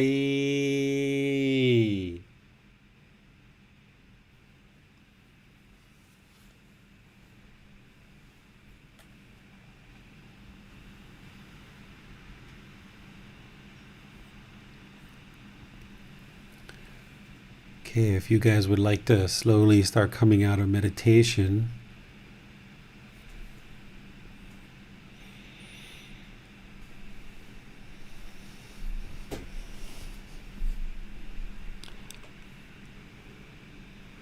Looks like we have some questions that came in. So I would like to open things up for questions, but before I do, I just want to mention, notice that during meditation that I didn't have a timer or an alarm. I feel like this is really important for you as you develop your meditation practice, whether it's breathing mindfulness meditation or loving kindness meditation. Don't worry about how long you're meditating for. If you set an alarm, the mind's just going to have this longing and strong eagerness. Is it time yet? Is it time yet? Is it time yet? So that's actually going to encourage the mind to do exactly the opposite of what it is that we're trying to train it not to do. Or you're going to be getting a lot of benefit in your meditation, and then your alarm's going to go off, where you could have actually kept going and actually gotten more meditation, more benefit. So don't set an alarm, don't set a time. Just start your meditation, meditate, either breathing mindfulness or breathing mindfulness meditation and loving kindness meditation. And when you're done, you're just done. Don't need to keep track of how long you're meditating for, but just continue to work to expand it. If you're only meditating for just a few minutes, try to keep expanding it more and more. Okay, so let me open questions up to see what questions you guys have, either about the Eightfold Path, meditation, or anything we've been discussing at all during the program, or anything that you're coming across in terms of implementing these teachings into your life. Okay, we have a long comment from Shital, and she's just checking her understanding, I think, here. So I'm going to read it out, and perhaps you can just see if she's on the right lines, David. So she says, I very well understand the importance of forgiveness myself. Anger, hatred, or any other feelings that we may have towards someone only causes more harm to us than anybody else. But I would disagree here on the point that once we start practicing loving kindness, we should go wave to people who have caused us harm before, or even try to initiate conversation with them. I don't think that is necessary at all. I think we need to learn from our experiences also. Trying to maintain relations with people who can potentially harm us is absolutely not necessary. I can always forgive them and would not need to keep any negative, heavy feelings towards them, but it is important to act wisely with those who have proved their nature to us already earlier, and we go around to them thinking there is no way they're going to do the same again to us. It's only setting ourselves up for another harm. I'm not saying we should be judgmental towards them and not give them the opportunity to improve, if at all they choose to, but it is always wise to be cautious of them until they prove themselves by showing a changed behaviour. Please correct me if I'm not talking reasonably. Okay, let's talk about this. So the example that I gave about waving to a neighbor, this was just an example, Chantel. There's personal choices in every situation. If you've been in a relationship where people have hurt you, you've most likely hurt them as well. So a neighbor, waving to them or not waving to them, totally up to you. If someone's sexually abused you, not that I know that that's necessarily happened, but let's just use that as an example, as kind of like an extreme. No reason to go around and wave and talk to that person, but releasing the resentment and anger that is harbored in the mind because of that is helpful. So my example of talking about the neighbor wasn't to say that you should go around and wave and smile to every person that has ever harmed you. But what you should keep in mind is anybody who's harmed you, there's a pretty good chance that you've probably harmed them as well. And if you do what you say towards the end of your comment, where you're going to wait until they improve their behavior before you re-engage with them, then you're still judging them. You're still looking and you're still having some expectation of what they should change rather than focusing on yourself. So don't get hung up on whether you should wave to somebody or whether you shouldn't, or whether you should smile to somebody or whether you shouldn't. Just cultivate this active goodwill towards all beings If you feel like waving to somebody, wave to them. If you feel like smiling, smile. If you don't, you don't. But you've got to get rid of this interest to evaluate whether somebody deserves your smile or whether someone deserves a wave, right? Because you holding that back isn't going to help you. It means you still have resentment and you still have judgment and you still have some kind of frustration and irritation there. Just let all that go and choose to smile and wave to whomever you choose to smile and wave to. That's a personal choice that you'll come to at that situation based on whatever whatever variables are going on at the time. Okay, we have a question from Javier. Can you elaborate a little on finding attachments when noticing recurring thoughts? Yeah, so let me speak from my own experience. So when I first started meditating, I had a lot of thoughts from my childhood coming up, particularly abuse that I had, physical abuse and verbal abuse, and particularly with my mom, because I always had kind of a rough relationship with my mom, but I always craved and desired for something better with her. So during meditation, before knowing about attachment, before knowing about craving and knowing how the mind works, before even knowing that loving kindness was cultivating active goodwill and eliminating hatred and all of this, for many, many months when I first started meditating, the thoughts of my childhood kept coming up and the thoughts of my mom kept coming up. And I didn't understand why, because at that point in my life, I hadn't really talked to my mom for about 3 to 5 years. But these thoughts just kept coming up repeatedly over and over and over again. So what that showed me eventually when I started investigating it and started to understand it is that I had unresolved issues from my childhood, both what I experienced from other people, but also things that I did, because I was kind of a bully. When I was in like 5th grade, 6th grade, I was kind of a bully because of this hostility and aggression and abuse that I was getting at home. It started coming out in my behavior at school in 5th and 6th grade. So these feelings of guilt and shame from things that I did and things that people had done to me kept coming up. So that showed me that the mind was still holding on to these things and I had unresolved conflicts. So if you're meditating and you have constant thoughts that are coming and repetitive thoughts, and it's the same thoughts each individual session, you should look at that because the mind's holding on to that. Just knowing that you have these thoughts coming up is very good. There isn't necessarily nothing that you can immediately do to instantly eliminate these thoughts because the mind holds on and holds on and holds on and holds on really, really tight. It doesn't want to let go. And you kind of have to keep meditating and keep meditating, keep learning these teachings, keep practicing generosity, and then the mind kind of slowly softens and it slowly starts letting go of these things.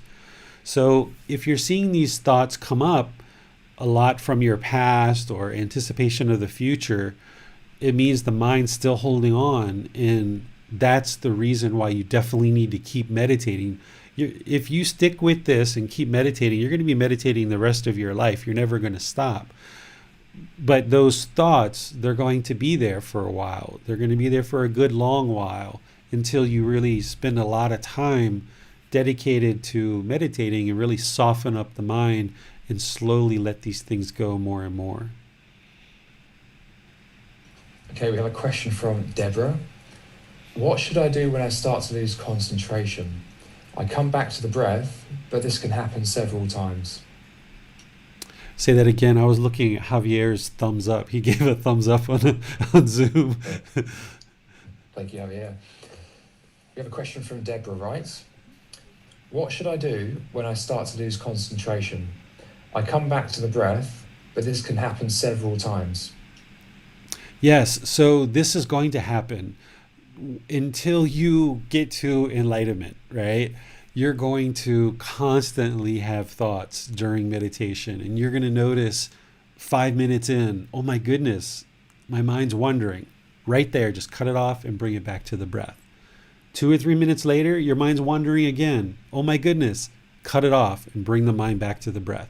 Just every time you notice that, you're just constantly doing that over and over and over and over and over again, a gazillion times over the course of multiple meditations. And that's essentially what you're training the mind to do, is just constantly let go. It's not going to be perfectly still until you start getting closer into the jhanas and into the 4 stages of enlightenment. And even still, as you're making your way through the first, second, third stage of enlightenment, your mind's still going to wander even then, just not as much. You're going to have longer periods of stillness.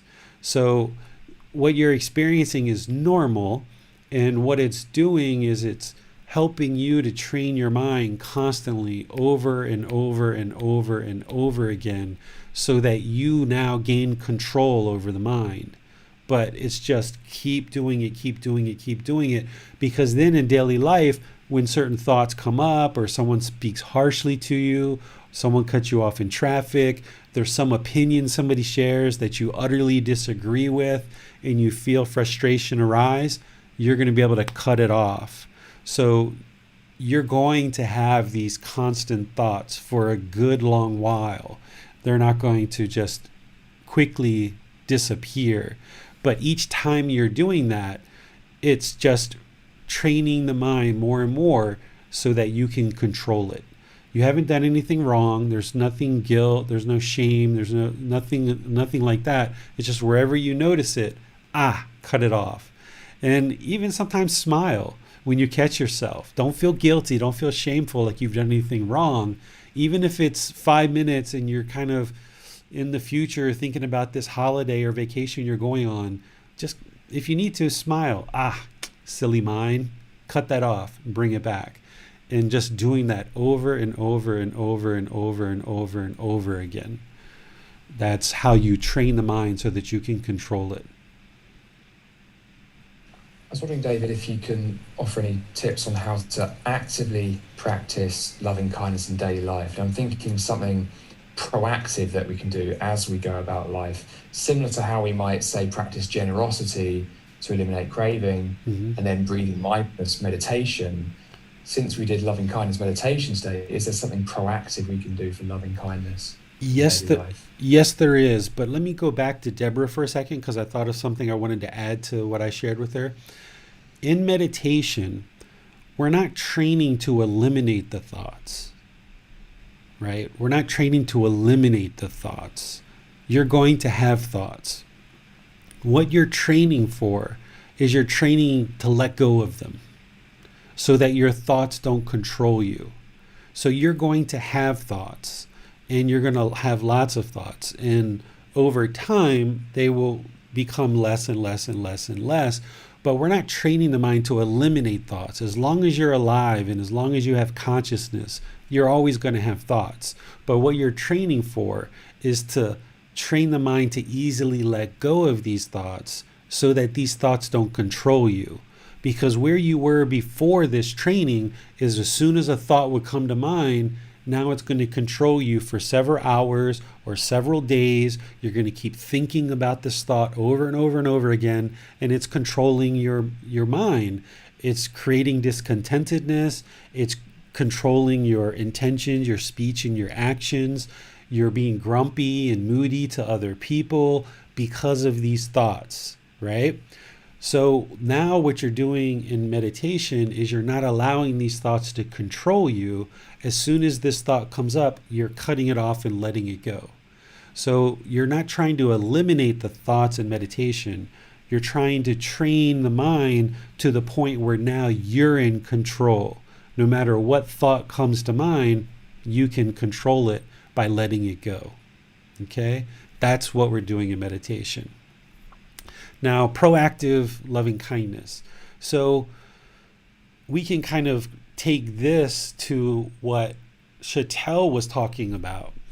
So in the example of like me and my neighbor have some kind of disagreement, right? And we've had an exchange of harsh words.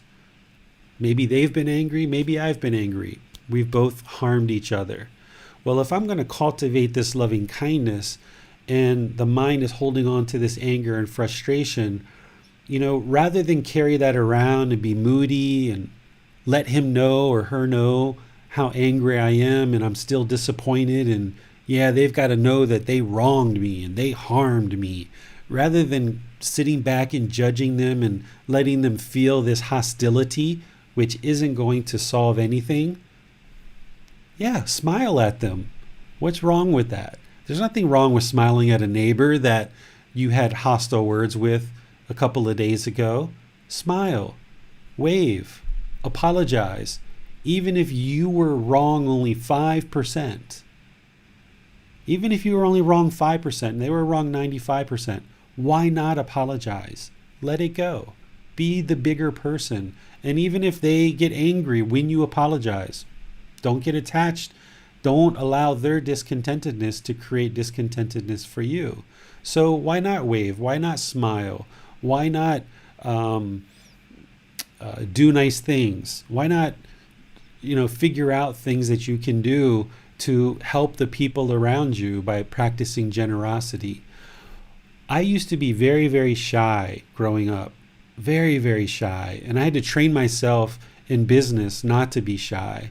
But even after training myself in that situation, I wasn't shy with my customers, but in my private life, I was very shy. Because one of the things that happened in America is I used to come here to Thailand for 2 weeks, a month, however long, and then go back to America. And here in Thailand, I could be friendly, I could be open, I could be loving with everybody, and it was great. I would get in the elevator and I would smile at people and they would smile back. And we would have a little chat and then we would go on with our day to a complete stranger. Well, when I would go back to America and I would get in the elevator and I would smile at somebody, oftentimes they thought, what's this guy want from me? This guy's a creep, right? Especially if it's like a single woman. So oftentimes there would be judgment there, and I would feel, it might have just been my feelings. It might not even been them. It might have just been me producing these feelings in my mind. But I always felt inhibited that I couldn't be this outgoing, bright person in America for some reason. I just felt like the more I was like that, the more people were judging me, but perhaps I was just judging myself. Who knows? So rather than be shy, one of the things that I did is, even though I was here in Thailand for a period of time, I used to be somewhat shy.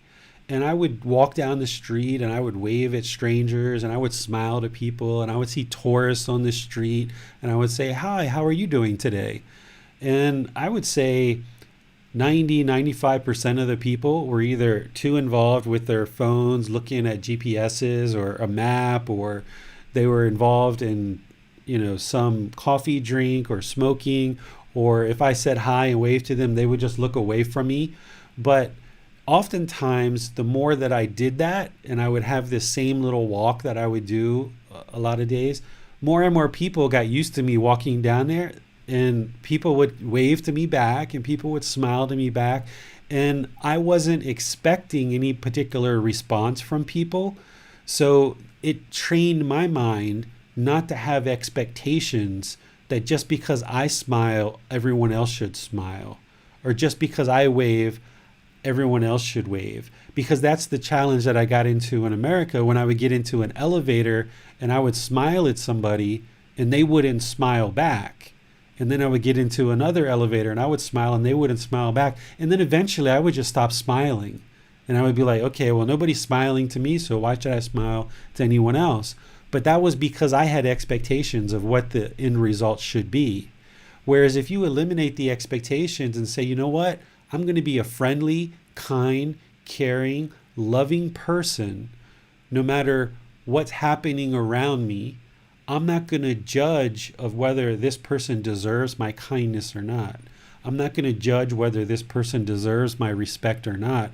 I'm just going to be loving, kind, caring, generous, and respectful to everyone that I come across. And I have no expectation of whether they are that way with me or not, but I'm going to be that way with others.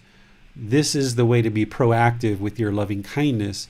is having this active goodwill for other beings, and don't allow other people's behaviors or responses to change who you are.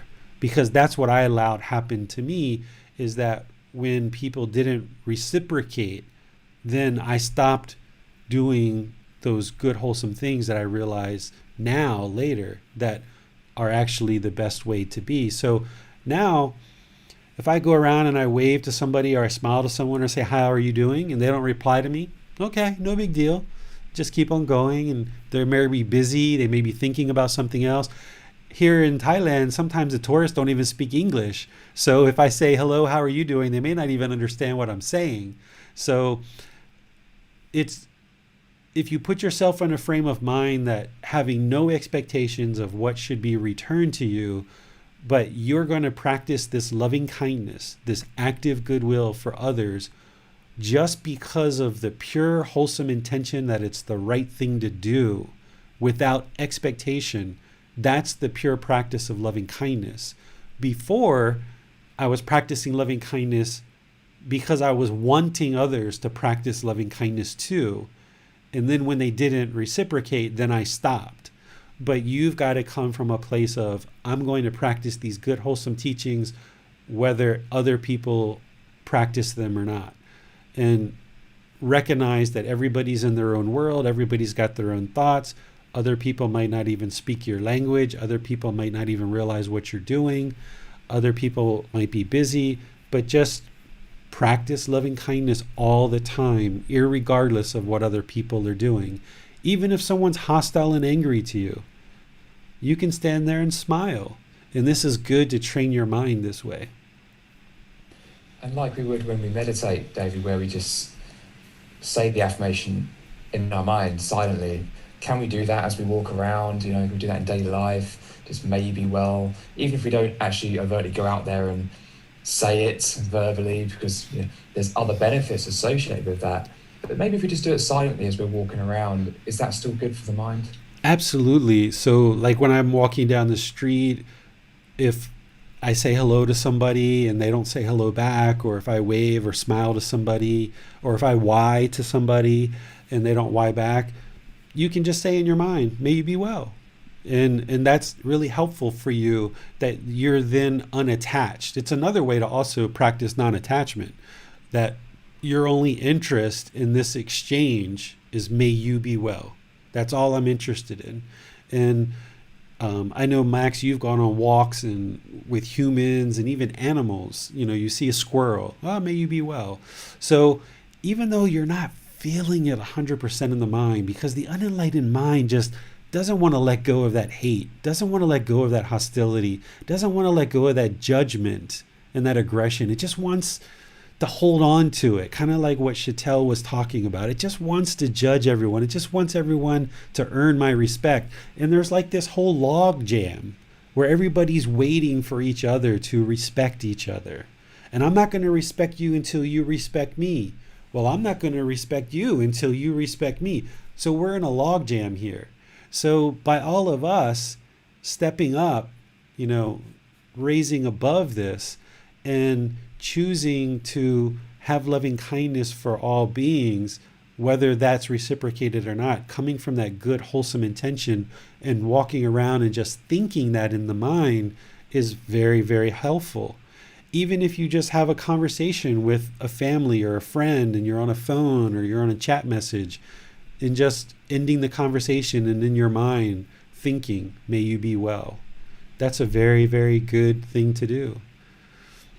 Nice. Yeah, I found it helpful. I thought I'd just bring it up and see if you had any thoughts on that. So thank you.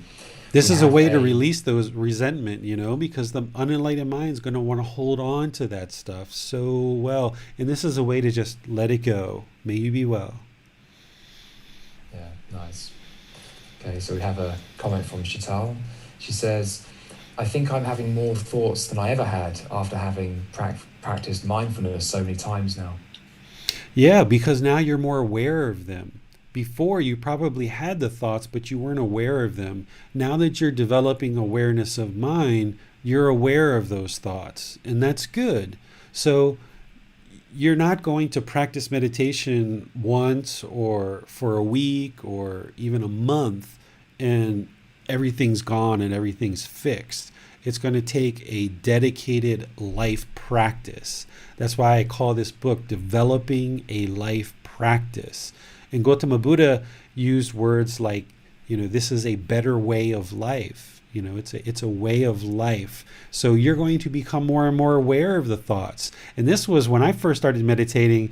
It's kind of hard seeing a lot of that dark stuff, from your past and all that dark history and all those problems and misery from the past. But if you don't meditate and you just bury all that stuff in the mind, it's always going to be there because you just swept it under the carpet.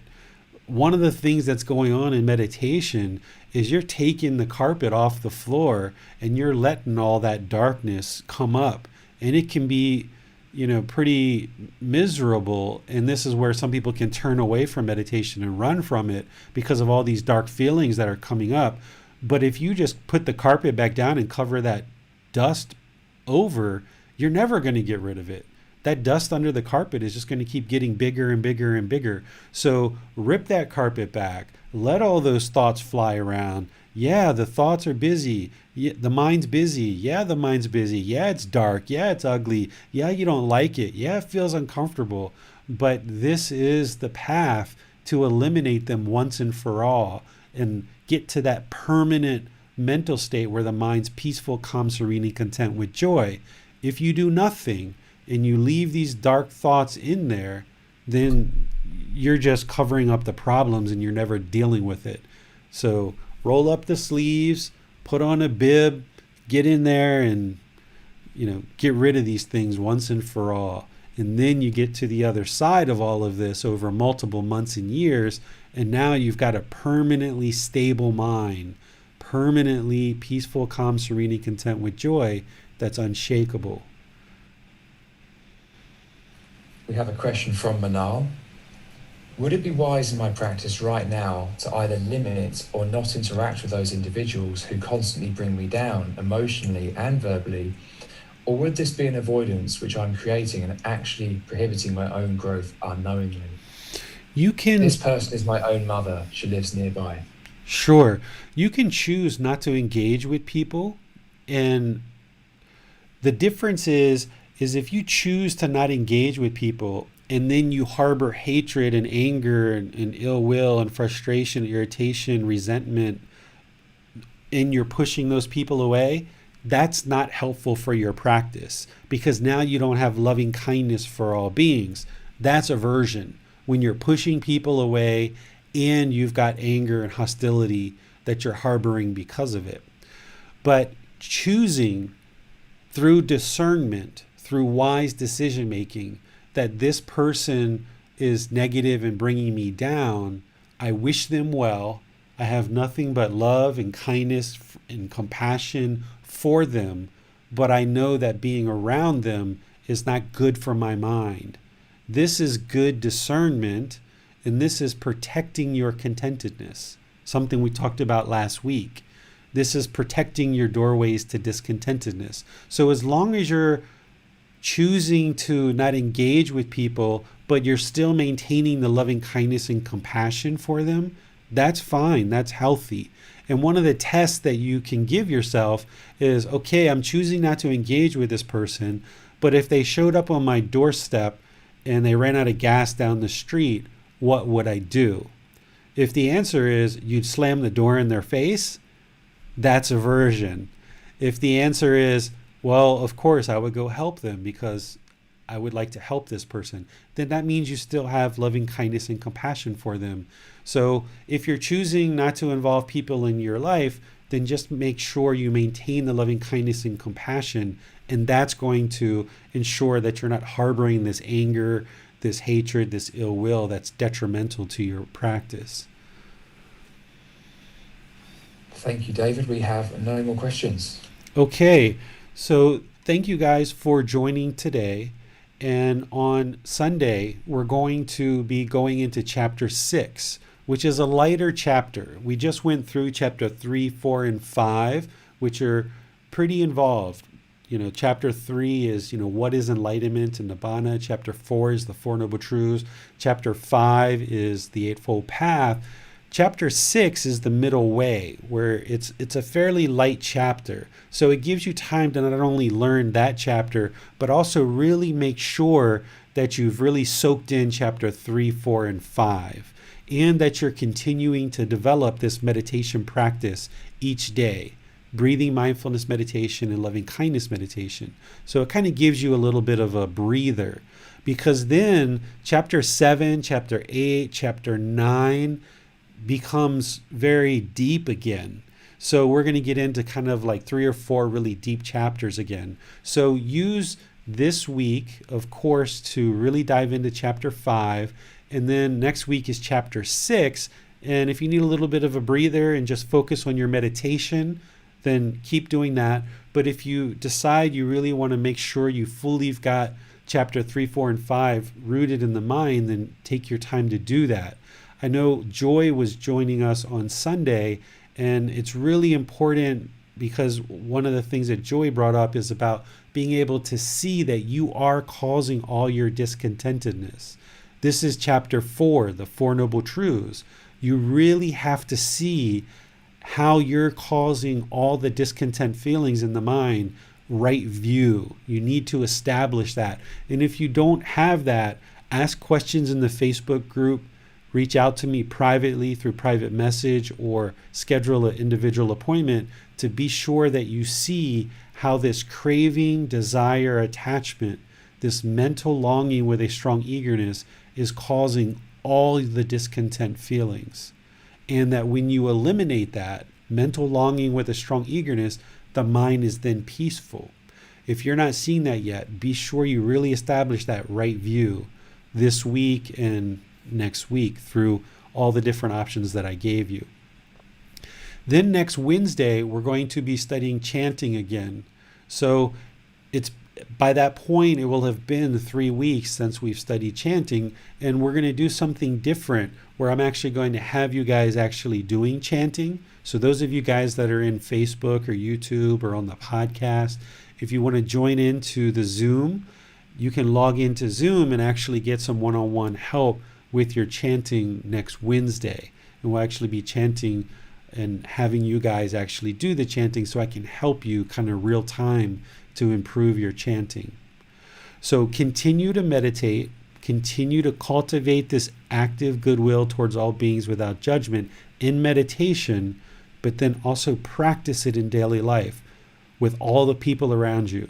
Not because you're expecting your wife or your husband or your boyfriend or your girlfriend or your children or your coworkers to reciprocate and give you something back, but just be loving, kind, friendly, respectful, polite, without any interest to get anything back, without any judgment of what they should or shouldn't do. Just be friendly, polite, caring, and loving and respectful to all beings. If someone's having a bad day, that doesn't mean that we need to be rough and hostile with them to have them have an even worse day. Smile, be friendly, be kind, right? It doesn't mean they're going to instantly change, but just be loving and kind with all the people that you're around for now, for the rest of your life, but just get in the habit of doing that on a regular basis. Okay? So thank you guys for joining. Thank you for continuing to learn and practice these teachings. It's the very best thing you could ever do for yourself, those close to you, and all of humanity. Because the more that all of us bring these teachings into our life and practice them, the more that we can bring in the teachings of the Buddha and restore them back to the world so that more and more people can practice this path to enlightenment, and the better and better the world will become through us focusing on our own mind. By us developing our life practice, we improve the condition of our mind, but then more and more people will be able to come in and learn and improve their mind as well. So thank you so much. We'll see you on Sunday at 9 o'clock Thai time. Have a good one. Sawadee krap.